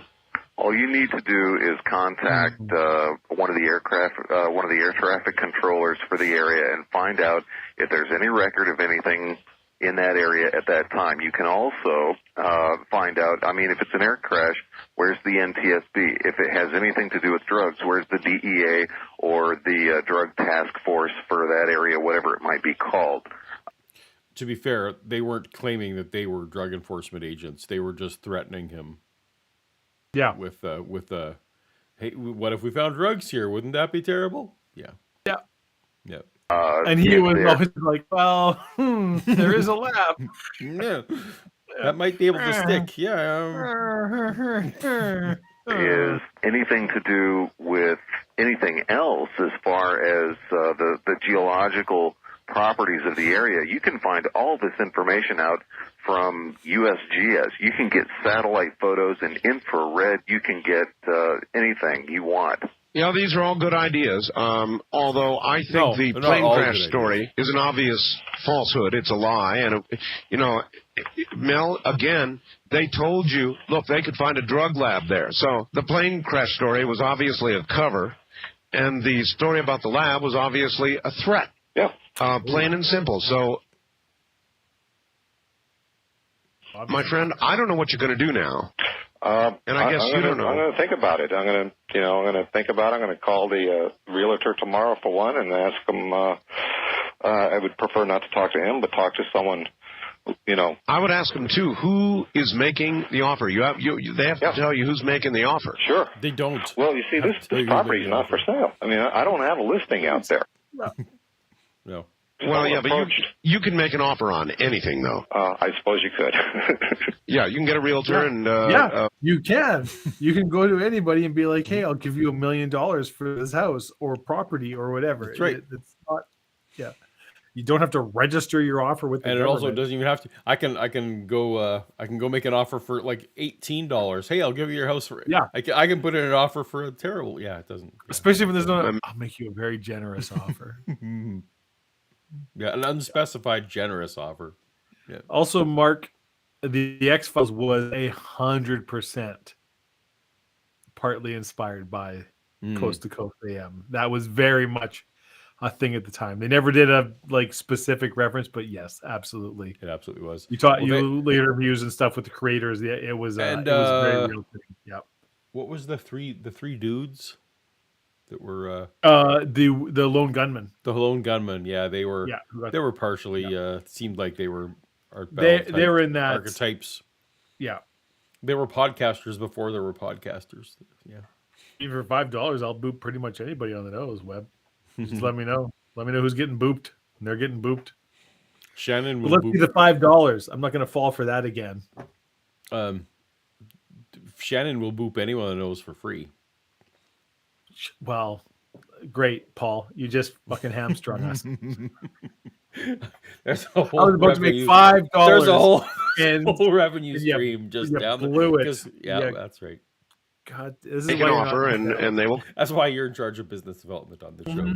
Yeah, I'm and give you that offer. So, look, I don't know what else to say or do, Mel. Wow. If there's any way I can help you, if there's any media contacts or political contacts I can supply you with that will help when you decide what you're going to do, come to me. If there are any significant further developments that you want, or you get some neighbors who want to come on the air, I'll put them on. If you get any drawings, I'll put them up on the website. I'll do whatever I can do to help you. And the drawings. We got. Remember? You're drawing. Yeah. Yeah. I feel a little guilty about having solicited you on the air in the first place and causing all this. Well, look, I'm pretty rattled about this, I have to say, and I'm usually a bit more articulate than I have been, and I apologize for that. This is a really stressful situation. No, I understand. People are just nasty, Mel. That's all. No, that's fine, and I generally find that usually the. Oh, Mark. Well, have we not made enough whole references tonight that everyone feels dirty? Yeah. Not till we boop. Ooh, $5 for a Shannon boop. Thank you, Timothy. And did I put marks up on screen? I don't remember. Please don't make me feel dirty. All right. I mean, we didn't we didn't actually read Mark's super chat. I thought we did. Oh, did we? Please I'm don't really make me feel drunk. dirty about giving this money. Well, sorry, Mark. I might have missed it. We can read it twice. Mark's We pretty can read awesome. it twice, and hopefully you don't feel dirty. People that are most well spoken are generally the ones that you really have to watch out for. And I know. I think that's always a good thing to bear in mind. And so, I got some thinking to do about this, Art, and I appreciate everything that everyone has said. I think overall, I've moved forward in this in terms of actually being able to resolve this within my mind, and I think for that it was good. Quite honestly, your involvement with this may not. Depends on who's getting booped. It does, yep. It may be happening now because of your involvement, but it could be happening a year from now without your involvement. Yeah, and everybody out there ought to consider something like this could happen to anybody. 10 million people, or how many are out there? They know about this. Mel, we're out of time. Stay in touch, my friend. I'll keep in touch. All right, take care. That's Mel and the story of Mel's Hole, and that's the latest. When there's more, you'll hear about it right here. This is CBC. Okay. So that was Mel's Hole Part 2. Mel's Hole Part 2. The government has seized the hole. That's right. Cliffhanger. So now, if for some reason this was too short for you, you could now go back and you can go watch Part 1 of Mel's Hole. Which is personally my favorite episode of Toast to Toast. I think so too. That was a good one. Yeah. All right, Dave. I feel like it's now 4 a.m. for me. Yeah, probably time to go to bed. Probably time to go to bed. I don't Please know. pretend to sleep, you vampire. That's right. So thank you so much, my friend, for joining us. Did you have a short joke that you're hoping to leave on? You want a short joke tonight? Yeah, short one. Okay.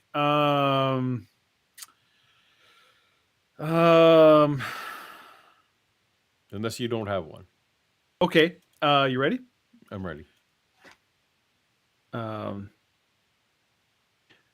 Someone told me my dad's gay, and I've been up all night trying to figure out which one they're talking about. Super cat.